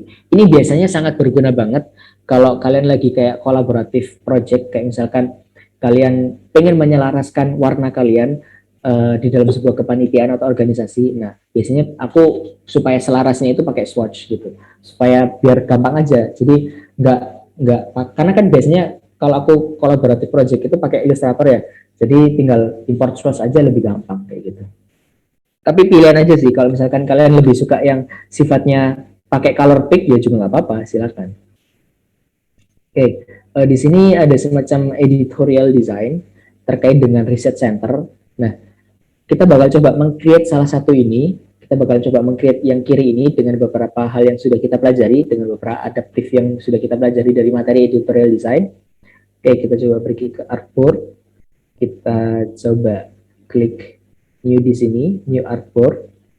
Nah, artboard ini ya kita udah meng-create satu artboard. Terus kita pergi ke pojok kiri. Di sini ada rectangle tool. Oh ya, sebelumnya itu di sini ada layer ya. Teman-teman udah paham ya konsep dari layering. Kalau yang berada di paling atas itu dia yang paling timbul, yang di paling bawah itu dia yang nggak bakal timbul gitu. Dia bakal lebih ketutupan dari yang ada di atasnya. Dan di sini di layer ini aku divide jadi grid, kemudian pixel, content, dan BG gitu. Jadi ada fungsinya masing-masing. Kalau BG-nya aku hilangin, nah BG-nya bakal nggak ada. Kalau kontennya aku hilangin, ya mayoritas kontennya bakal nggak ada. Pixel itu adalah fungsinya kayak untuk penamaan di ini halaman berapa, ini halaman berapa itu di pixel. Kalau grid ini lebih ke kayak biar rapi aja gitu. Gridnya itu yang merah. Oke, oke itu aja. Terus di sini aku bakal coba meng-create ulang BG-nya. Kita coba unlock dulu. Kita pergi ke rectangle tool.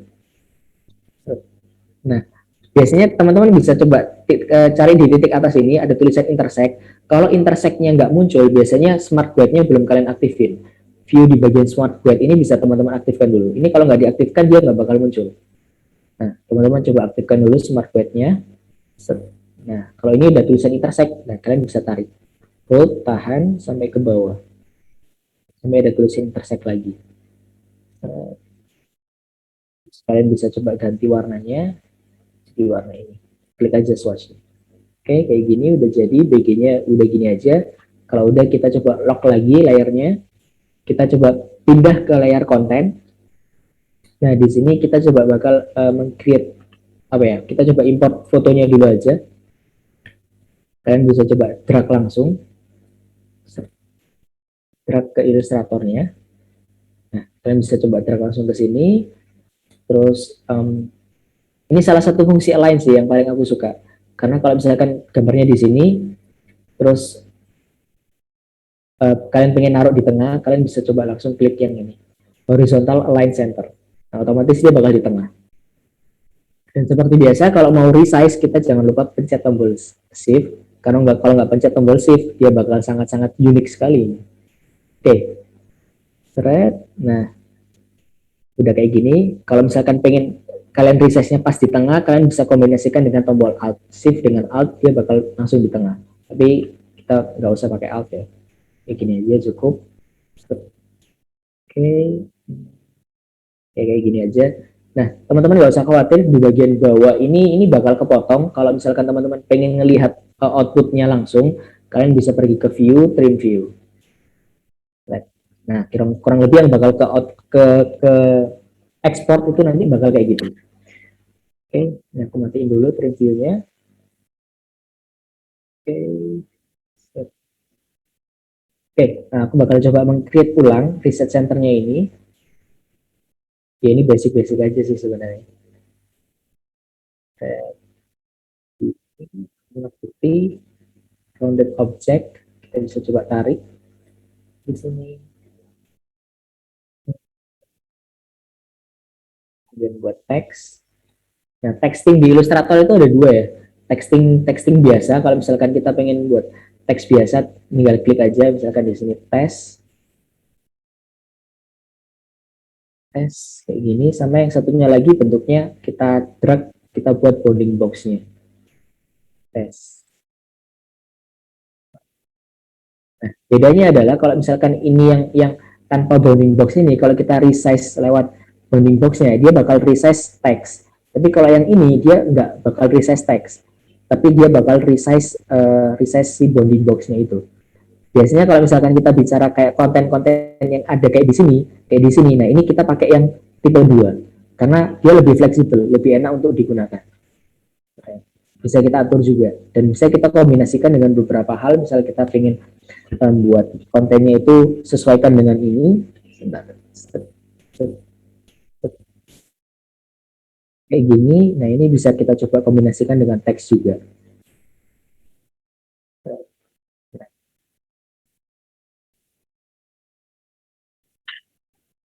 Kita kombinasikan di teks ini, biar lebih gampang. Nah, dia bakal mengikuti polanya kayak gitu. Itu salah satu tipe, itu tipe yang kedua. Cuman di sini karena kita bicara judul, jadi kita pakai yang tipe pertama aja.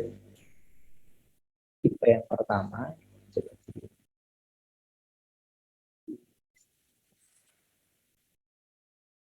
Research Center. Oke, kita pakai font Popin.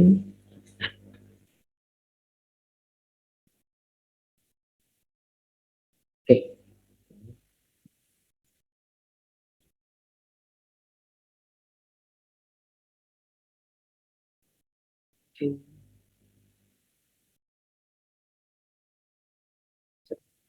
kayak gini aja. Aku mau coba buat yang agak berbeda dari yang kiri.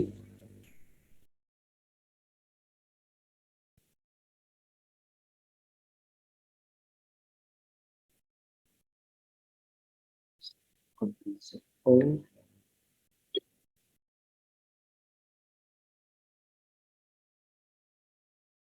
oke. Ini untuk sebagai judul aja. Kemudian untuk tambahan-tambahan lainnya bisa kita coba tambahkan.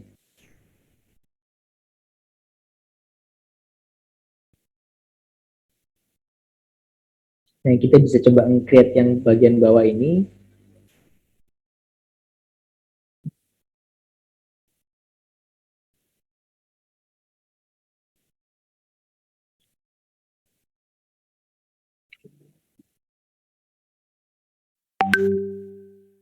Ini adalah konsep dari layering ya teman-teman. Jadi kalau misalkan teman-teman lihat di bagian layer, ini kenapa bisa ada di bagian bawah? Karena kalau misalkan kita buka layer konten, nah di sini dia bakal ada di bagian bawah, rectangle ini. Ini adalah salah satu konsep dari layering. Jadi dalam layer ini ada sublayer, ada beberapa sublayer konten, banyak banget ini. Nah dia ada di bagian bawah. Ini kalau misalkan aku coba pindahin ke depan, klik kanan, itu dia bakal ada di bagian atas sendiri. Nah, kita arrange ke bagian bawah, sentuh back aja. Gitu. Oke, aku duplikat aja.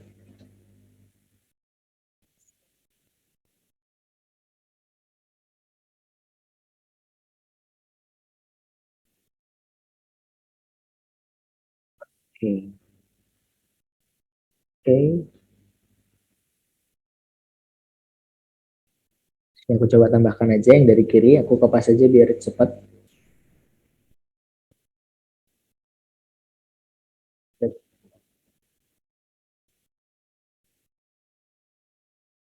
Oke, oke. Ini salah satu fungsi dari texting yang kedua. Sudah jari.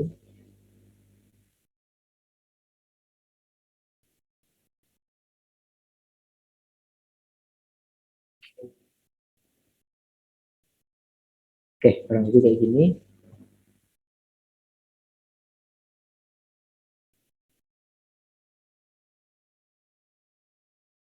Oke, ini bagian atasnya.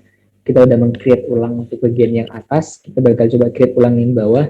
Nah, di sini kan ada kayak apa ya? Kayak ada lingkaran yang masuk gitu ya. Nah, ini kita coba pakai teknik dari masking. Jadi masking itu mengambil bagian yang penting aja. Gitu. Kayak misalkan di sini ada lingkaran, di sini ada segitiga, kemudian di sini ada lingkaran ini sama lingkaran merah.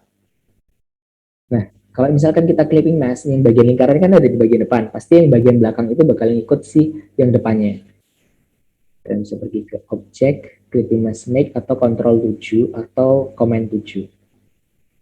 Nah, otomatis si yang merah bakal ngikut yang belakang. Nah, kalau misalkan kita balik,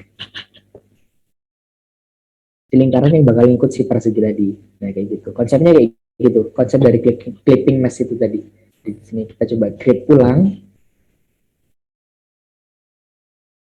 Create ulang di sini dan di sini. Kita coba create ulang ini, kita kasih warna hijau, kita buat lingkaran.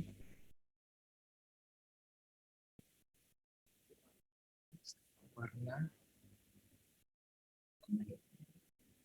Oke. Transparansinya.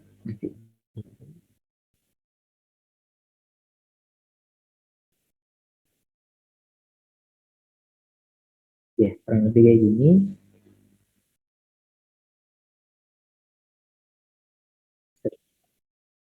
Itu masuk.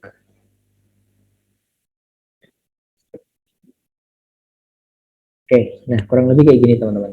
Jadi objek yang ada di depan tadi kita masukin ke dalam uh, apa sih namanya, bentuk yang kita buat tadi yang menyerupai si gedung risetnya tadi. Kalau kita lihat kurang lebih nanti hasilnya bakal kayak gini. Oke, kemudian kita bisa coba tambah-tambahkan elemen-elemen lain, karena di sini berbau dengan geometrik, maka ornamen-ornamennya pasti bakal kayak geometri-geometri gitu. Ini aku coba tambahkan segitiga, segitiga si persegi, persegi di sini. Kalau di bagian belakang, coba roundedkan salah satu sisinya aja. Kayak gini itu juga bisa.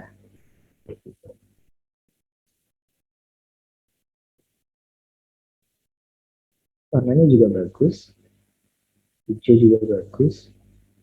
Kalau misalkan tambahkan lingkaran di bagian belakang, juga bisa. Ini salah satu penerapan dari super grafis tadi, karena ini berbau dengan geometri, jadi nggak bakal jauh-jauh dari segitiga, lingkaran, dan persegi. Gitu.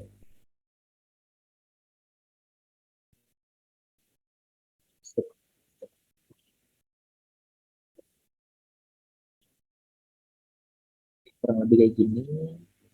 Ini bisa teman-teman eksplorasi sendiri, mau mencoba nambah-nambahin apa juga bebas.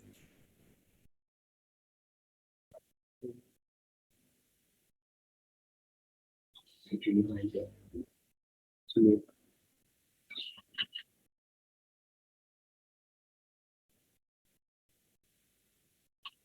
Oke, nah kayak gini teman-teman. Ini salah satu yang teknik yang aku pakai. Tadi ada teknik layouting, teknik layering, teknik masking juga. Jadi ada 3 hal itu. Sebenarnya itu 3 hal yang sangat-sangat krusial sih di dalam Illustrator. Atau misalnya teman-teman pakai agama kalian, agama Corel, atau misalkan kalian pengguna Photoshop. Nah kayak gitu-gitu itu sebenarnya 3 hal ini bakal sangat kepake banget. Mulai dari layoutingnya, kemudian mulai dari layeringnya, kalian memahami konsep layering, terus kemudian cara kalian memahami masking, mengambil bagian-bagian penting aja, itu biasanya bisa kita gunakan dan bisa relate banget di dalam aplikasi manapun gitu. Karena 3 hal itu pasti bakal kepake banget. Oke, itu untuk yang bagian pertama ini kita juga sudah create yang bagian pertama. Nah, yang bagian kedua ini aku coba mau review soal editorial design tadi yang sempat aku singgung. Nah, ini kalau teman-teman lihat di bagian teksnya ini dia ukurannya adalah sekitar 24. Nah, ini dia kan langsung loncat ke body text kan, bukan ke subtext. Berarti nanti kita bakal coba decrease golden ratio-nya 2 kali. Misal contohnya di sini, reformasi teknologi, kita coba duplikat. Nah, kita coba klik di sini.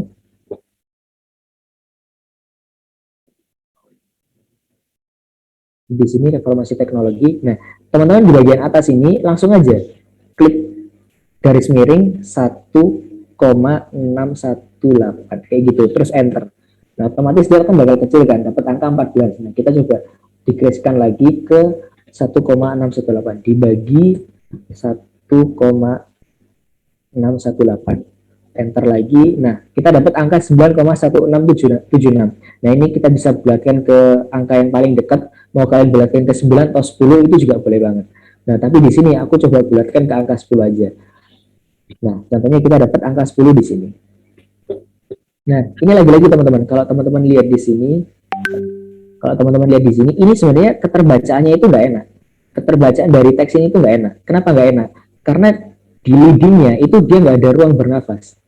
Ini kan kayak kerapatan banget kan. Nah, makanya leading itu penting. Jadi kayak misalkan di sini, aku coba, teman-teman bandingkan aja ya, yang kiri dengan yang kanan nanti. Leadingnya ini aku ganti jadi katakanlah 16. Nah, keterbacaan yang kiri dengan yang kanan itu lebih enak dibaca yang kiri. Kenapa? Karena antar karakternya dia punya ruang bernapas.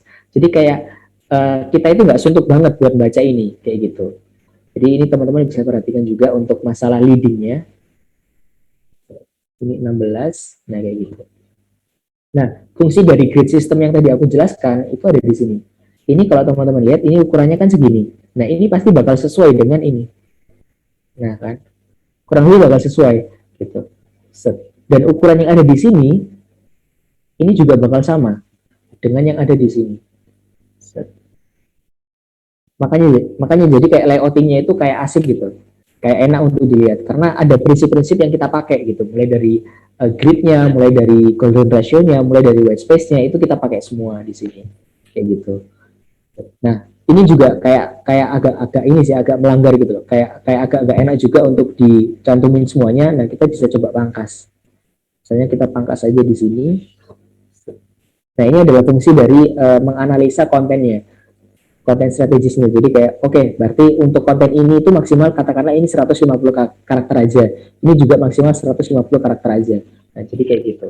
Itu juga harus teman-teman perhatikan juga. Karena kalau misalkan kontennya ini tuh kebanyakan, misalnya kayak gini, misalnya ini aku kopas aja. Ini kontennya kalian tambah-tambahkan. Nah, ini kan jadinya kayak abstraknya, absurd banget di bagian bawahnya. Kayak gitu. Jadi teman-teman juga harus perhatikan masalah kontennya. Yang bakal kalian tampilkan itu bakal kayak gimana gitu. Dan juga kalau kalian menampilkannya terlalu banyak, itu juga pembaca juga males buat ngebaca itu gitu. Keterbacanya juga ya nggak terlalu informatif gitu yang ditampilkan.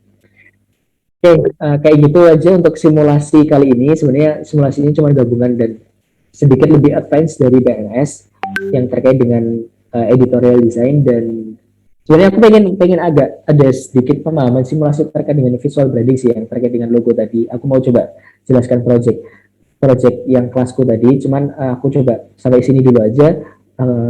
Kira-kira apakah ada yang mau ditanyain dulu gitu? Aku coba balikin lagi ke teman-teman panitia.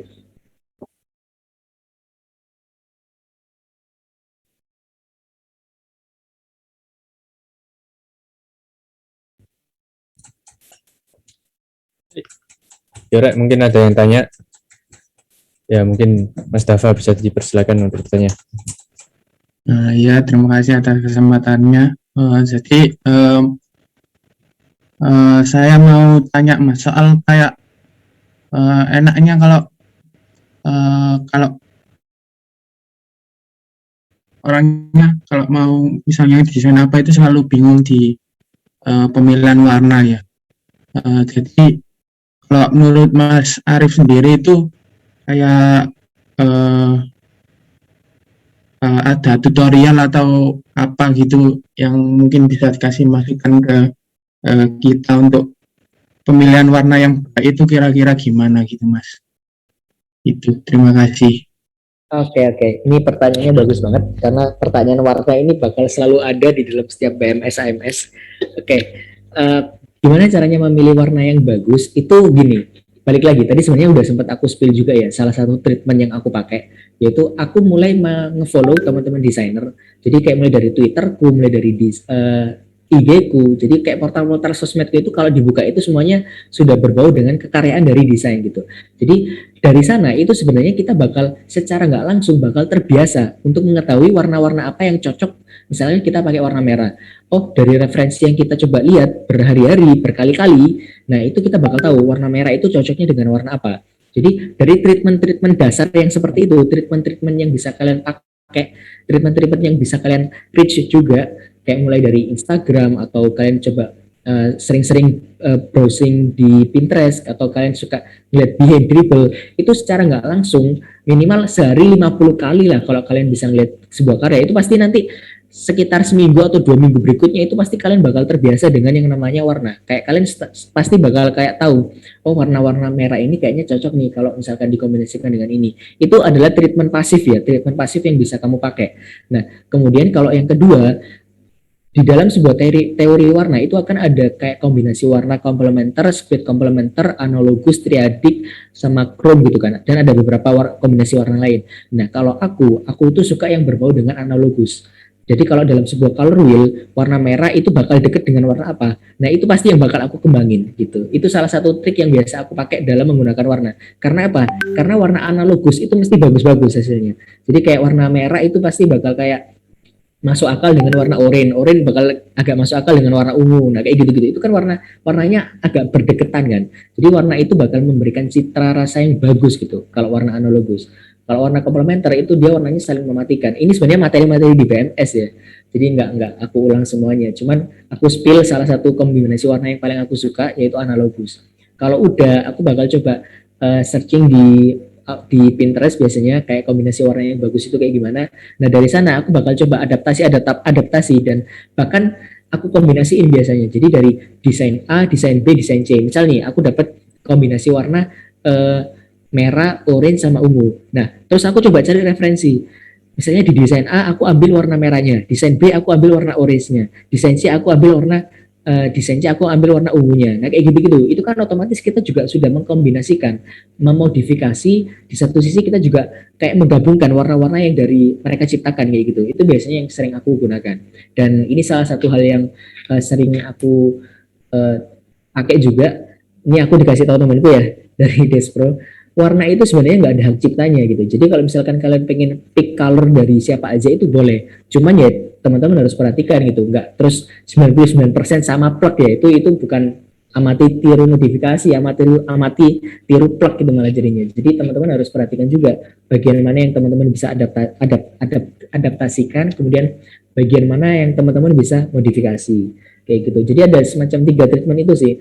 Yang pertama treatment pasif tadi, kemudian yang kedua itu pakai pelajari yang dari teori warna, yang ketiga coba explore dengan menggabungkan warna-warna dari desainer-desainer gitu. Itu sih 3 hal itu sih yang biasanya aku pakai. Di luar dari itu mungkin belum aku terapkan sih. Baik, terima kasih atas penjelasannya Mas Arif, sangat jelas. Oke, sama-sama.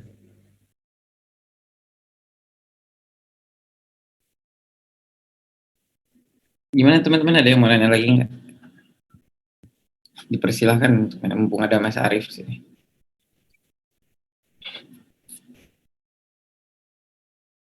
Ini kurang berapa menit nih, Russell? Ini panggilannya Russell ya? Ya benar Mas, bentar. Kurang berapa tadi? Sekitar 20 menitan, 25 menit Mas. Untuk waktu ininya ya, waktu apa simulasinya ya. Iya. Ini sih mungkin aku mau coba jelasin sedikit. Tadi kan aku simulasi yang terkait dengan editorial desainnya ya. Aku mau coba sedikit kasih pemahaman terkait dengan yang visual branding. Kira-kira masih ada waktu kan ya? Mas mungkin bisa disambil teman-teman lagi simulasi kan. Oke. Dan aku bakal coba kasih contoh penerapan di project kelasku tadi. Gimana cara proses dari mind mappingnya sampai ke bentuk sebuah logonya. Itu adalah salah satu penerapan dari visual brandingnya. Ntar aku coba kasih contoh ke teman-teman.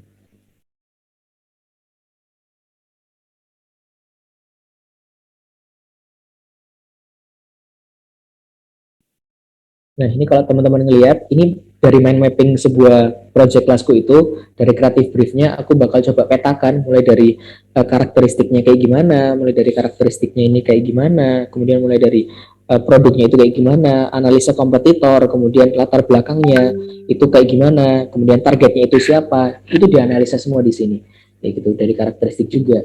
Tuh, dari sini kemudian di breakdown. Di sini kan aku coba berdiri yang merah-merah ya, yang ini. Nah dari itu aku coba, ini salah satu teknikku ya, karena setiap desainer itu beda-beda. Jadi aku coba red note breakdown itu, kemudian aku dapat beberapa penjelasan kayak karakternya itu harus rounded, stylenya itu modern dengan applicable dan typeface-nya pakai sans serif, visualnya kayak ada progressive, direction out, sportive, ideal, spacing, content harus konsisten, simple, sederhana dengan minimalis. Dari situ aku coba detailing lagi, ambil yang biru-biru, aku coba ambil yang rounded, sans serif, direction out, spacing, sama harus sederhana dan minimalis. Dari blueprint ini, aku coba kembangkan jadi abstract sketch. Jadi aku bakal coba eksplorasi sekreatifku mungkin, seabstrakku mungkin, gimana caranya membentuk sebuah logo itu tadi dari beberapa briefing-briefing yang ada di atas ini. Nah, kalau udah dapat ini, aku dapat 2 bentuk yang bagus, yang di sini sama yang di sini. Baru coba aku eksplorasi visual. Nah ini dari yang konsep-konsep yang tadi, dari beberapa keyword-keyword yang aku dapatkan di mind mapping, aku kembangkan jadi ada konsep 1, konsep 2, konsep 3. Dan ini ada proses eksplorasinya juga. Kemudian dari sana kita breakdown lagi. Kan tadi udah dapat beberapa konsep yang 1, 2, 3, 4, 5 ya. Nah ini kita coba breakdown lagi pakai morfologi matrix. Jadi dari sini kita coba eksplorasi, misalkan dari sini aku coba kembangkan jadi ini aku kembangkan jadi ini aku kembangkan jadi ini, begitu seterusnya. Nah dari sana terus aku dapat kurang lebih ada 3 yang menurutku bagus, ini dan ini, baru deh kemudian kita jadiin satu, jadi offering konsep ke klien gitu. Nah kalau teman-teman lihat di kelasku.com pasti yang kepilih adalah ini, karena yang di ACC adalah yang ini gitu. Jadi step by step-nya itu kayak gitu teman-teman, dari mind mapping, kemudian mulai dari eksplorasi abstraknya, kemudian morfologi bentuk yang tadi sempat aku singgung juga. Cuman di dalam ini aku pakai morfologi bentuk, kalau yang di Purwalaksana itu aku coba pengembangannya pakai mood board, pakai sebagainya. Jadi sebenarnya step by stepnya itu tergantung teman-teman. Jadi bisa sekreatif mungkin. Cuman pasti ada proses idea dan proses execute-nya kayak gitu. Itu aja sih yang pengen aku bagiin, yang aku pengen sharing ke teman-teman di sini. Kurang lebihnya kayak gitu. Aku balikin lagi ke teman-teman panitia. Baik, Mas. Gimana teman-teman, ada yang ingin bertanya nggak? Mas, aku mau lihat yang mind map tadi, Mas, yang kelasku. Oh, oke, sebentar.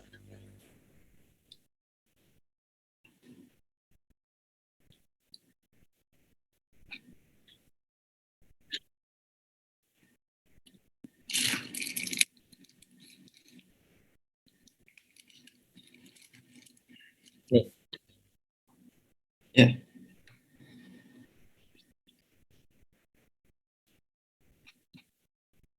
Ngapain aku screenshot aja sih, Mas? Oh, oke. Silakan. Nah,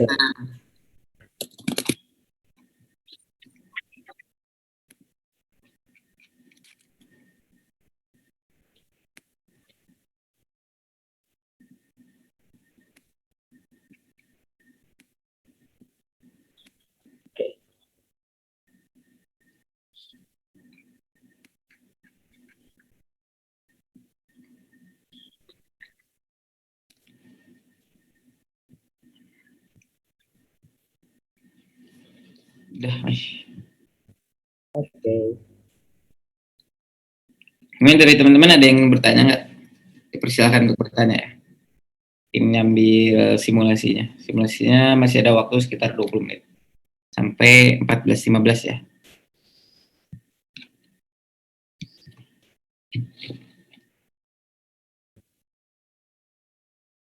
Aneh-aneh juga nggak apa-apa. Aku dulu pernah dapet pertanyaan gini, kalau orang yang buta warna kira-kira masih bisa jadi desainer nggak mas gitu? Kira-kira kalian bisa jawab nggak tuh?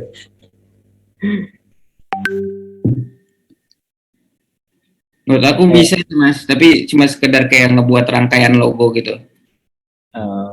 Oke. Bagus. Nggak pautnya dengan warna sih. Itu pertanyaan terabsurd itu. Jawaban dari Mas gimana?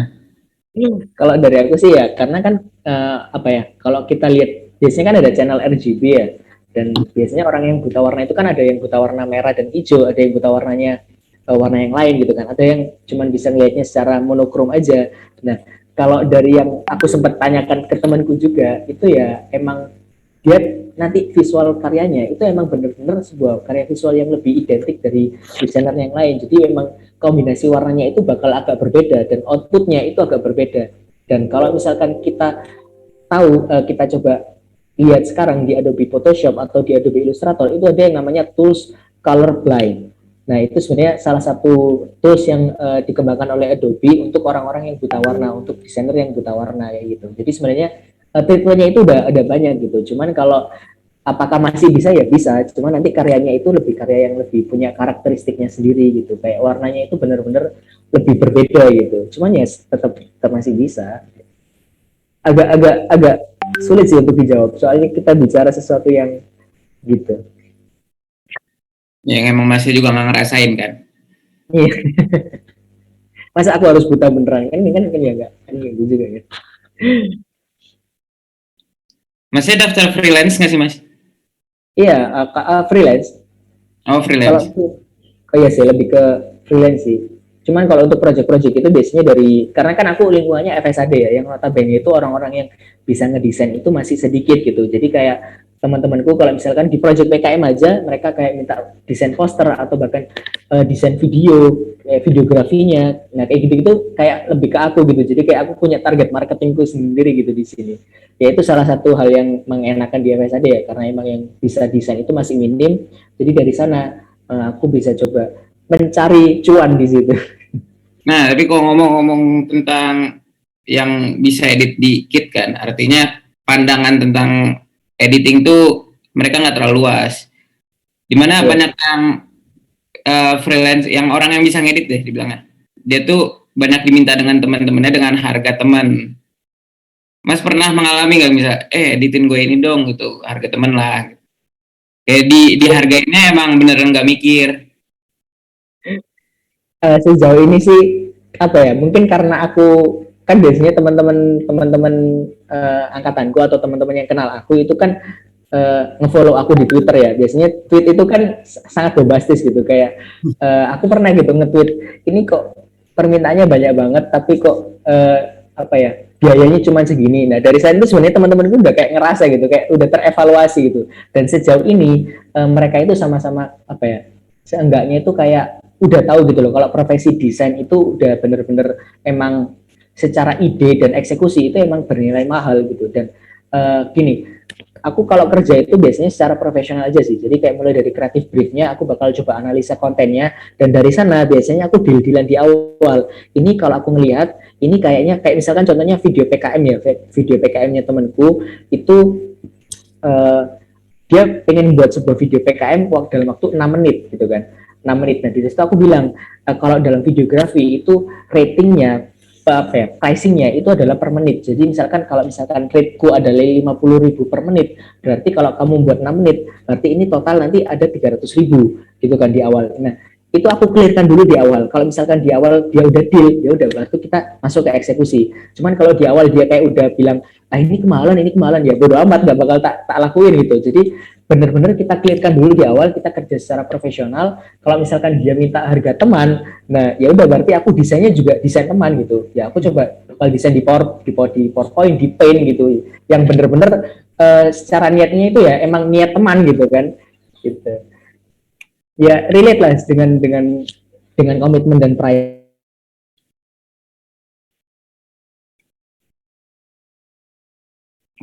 Mas Arif kali.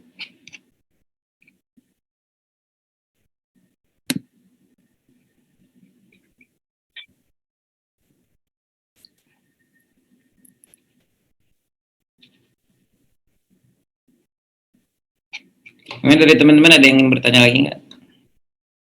Mungkin tanya tentang simulasinya, ada yang stuck tadi. Ini total pesertanya ada berapa nih, Rasa? Total apa? Maaf, Mas. Total peserta Total peserta sekitar 30-an, Mas. 30-an ya. Oh.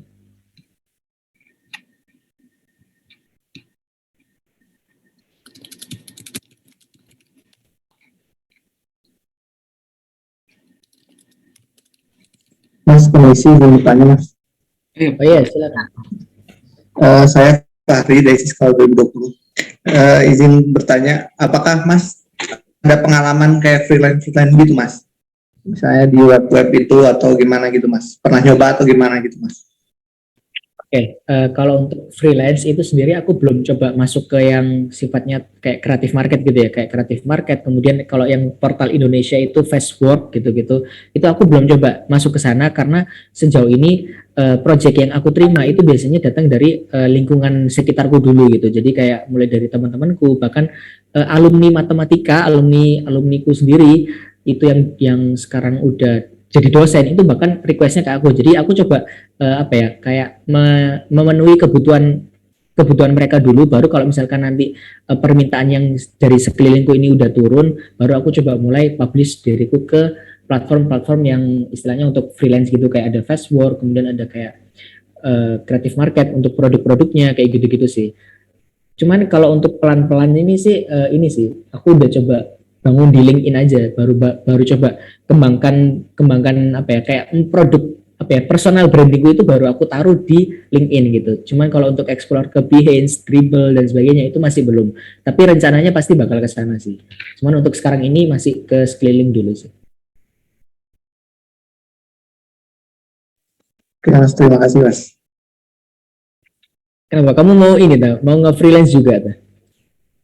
Bingung Mas, masih bingung. Soalnya misalnya kan skill yang desain yang saya punya tuh masih kayak ya belum pede gitu Mas, belum pede untuk masukin ke situs-situs kayak freelance gitu Mas, masih belum pede. Nggak apa-apa, learning by doing aja. Aku pernah sih ngelihat salah satu karya desainer di Fastwork gitu, kayak dia dapat reviewnya itu kayak gini, masih perlu belajar desain lagi gitu. reviewnya itu kayak gitu. Cuma ya nggak apa-apa, kalian bisa coba kalau misalkan kalian benar-benar pengen mencoba dunia freelance ya coba dari yang sekitar dulu aja, kayak misalkan teman-teman kalian butuh apa itu coba kalian kalau misalkan aku desainnya gimana, mungkin harganya nggak apa-apa, patoknya itu jangan terlalu tinggi dulu, misalkan kayak oh satu desain itu kayak desain poster biasanya itu masuknya ke general design ya sekitar 50 sampai 75. Nah, itu sebenarnya udah bisa kalian coba mainkan di situ dari lingkungan sekitar dulu gitu. Itu sih kalau kalau treatment awal-awal.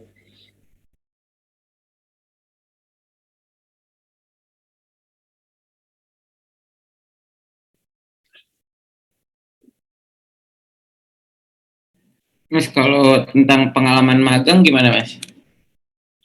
Kalau magang ya yang itu tadi di kelasku tadi itu sebenarnya apa ya nggak tahu, itu aneh banget sih proyeknya, kayak dia itu mintanya cuma desain logo, tapi karena desain logonya itu yang aku kasih itu apa ya dengan beberapa service yang aku taruhan itu emang menurut mereka bagus, malah minta lebih gitu, kayak coba kamu kerjakan seluruh identitas visual dari kelasku gitu kan, jadi kayak dari satu project membuka peluang ke project yang lain kayak gitu itu.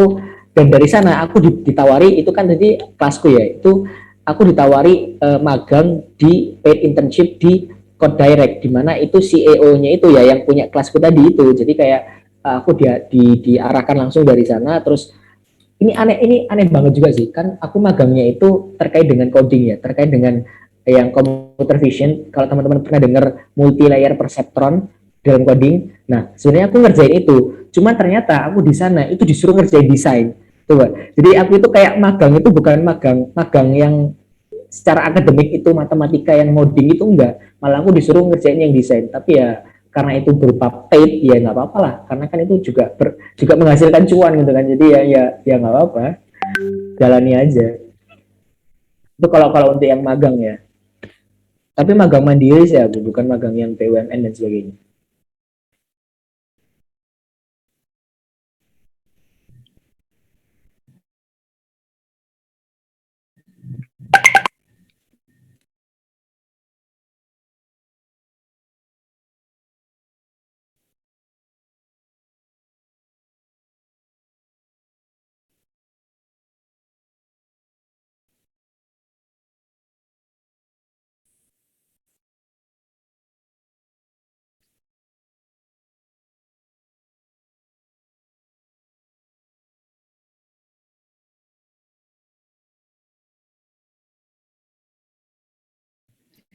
Gimana kalau dari teman-teman ada yang mau bertanya lagi nggak?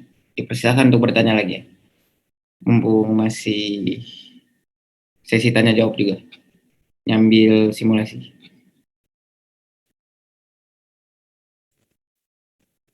Ya mungkin kalau boleh saya pengen bertanya Mas ya. Kalau boleh. Silakan Mas Tama ya. Oke. Jadi buat Mas Arif pengen tanya aja gitu. Kan untuk pengonsepan sebuah logonya Mas Arif kan sudah terlihat konsepnya matang dipikirkan dari awal gitu Mas. Nah itu yang saya lihat seperti Mas Arif sudah sering ikut semacam sayembara logo atau seperti apa Mas untuk kemarin-kemarinnya gitu. Kalau boleh diceritakan untuk pengalaman sayembara logo itu seperti apa gitu Mas? Ya.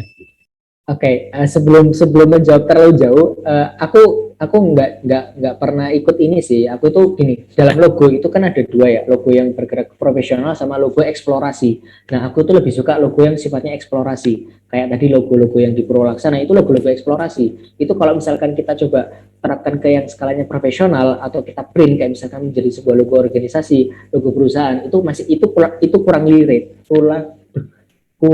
relate. Kenapa? Karena itu bentuknya masih eksplorasi gitu. Kayak logo-logo yang emang untuk sebuah kreatif fun aja gitu. Dan aku lebih suka logo-logo yang kayak gitu.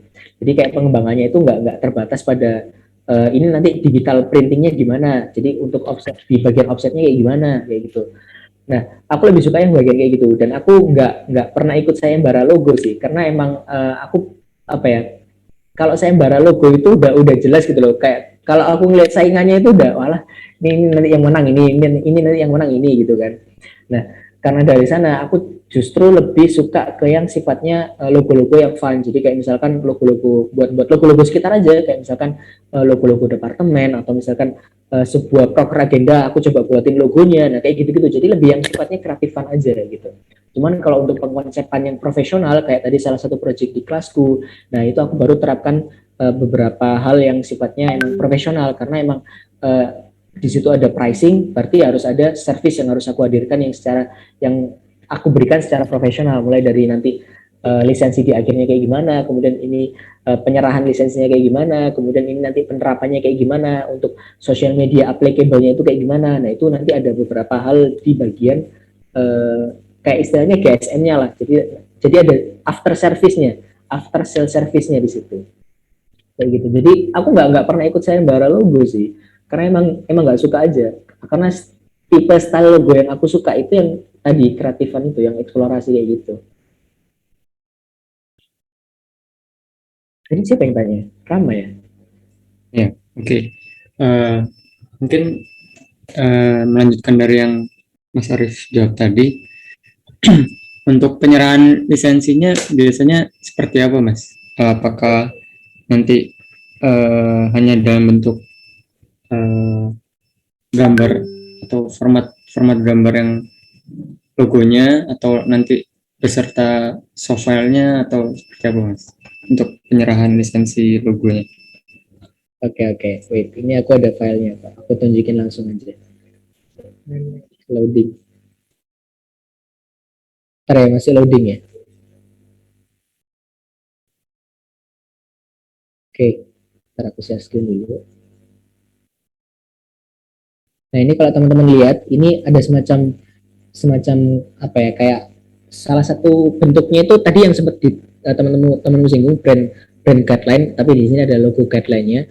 Jadi di sini aku coba kasih semua gitu, mulai dari main logonya itu kayak gimana, logo construction-nya gimana, logo tekniknya kayak gimana, dan sebagainya, filosofinya, terus gini-gini, terus penerapan di hitam putihnya kayak gimana, terus medianya kayak gimana. Misalkan di sini kalau diterapkan di yang light itu kayak gimana, dark itu kayak gimana, single colornya kayak gimana. Nah, lisensinya itu biasanya ada di bagian akhir-akhir, kayak pedoman-pedomannya itu kayak gimana, kayak gitu. Sebenarnya kayak gitu-gitu aja sih. Soalnya kan lisensi itu bentuknya lebih kayak komitmen dan agreement gitu. Bukan yang bentuknya lebih ke fisik, ada tanda tangan dan sebagainya. Ya ada sih yang kayak gitu. Cuman kayak gini tuh lebih simpel dan lebih gampang untuk diterima. Kayak gitu sih. Oke, terima kasih, Mas. Oke.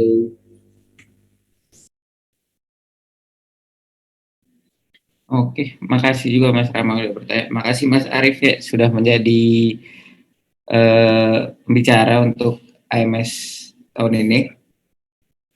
Pertanyaan terakhir oleh Mas Rama tadi sekaligus penutup untuk acara kita, untuk pemateri dari Mas Arif.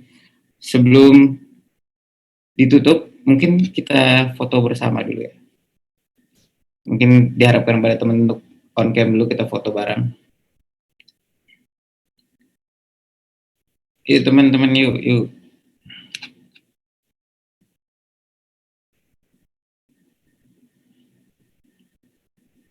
Untuk teman-teman yang tidak berkendala ya mungkin bisa on cam dulu, kita foto bareng.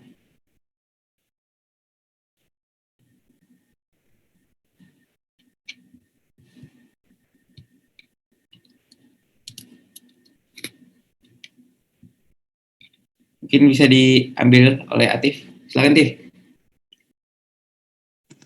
Oke, aku izin buat dokumentasi, jadi langsung aja teman-teman.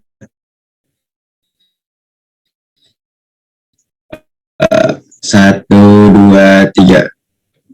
Oke, sekali lagi. Satu, dua, tiga.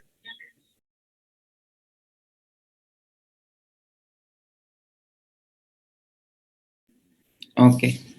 Terima kasih banyak buat Mas Arif Anugrah sudah menjadi pembicara ya. Makasih banyak. Sukses terus Mas. Oke, sama-sama.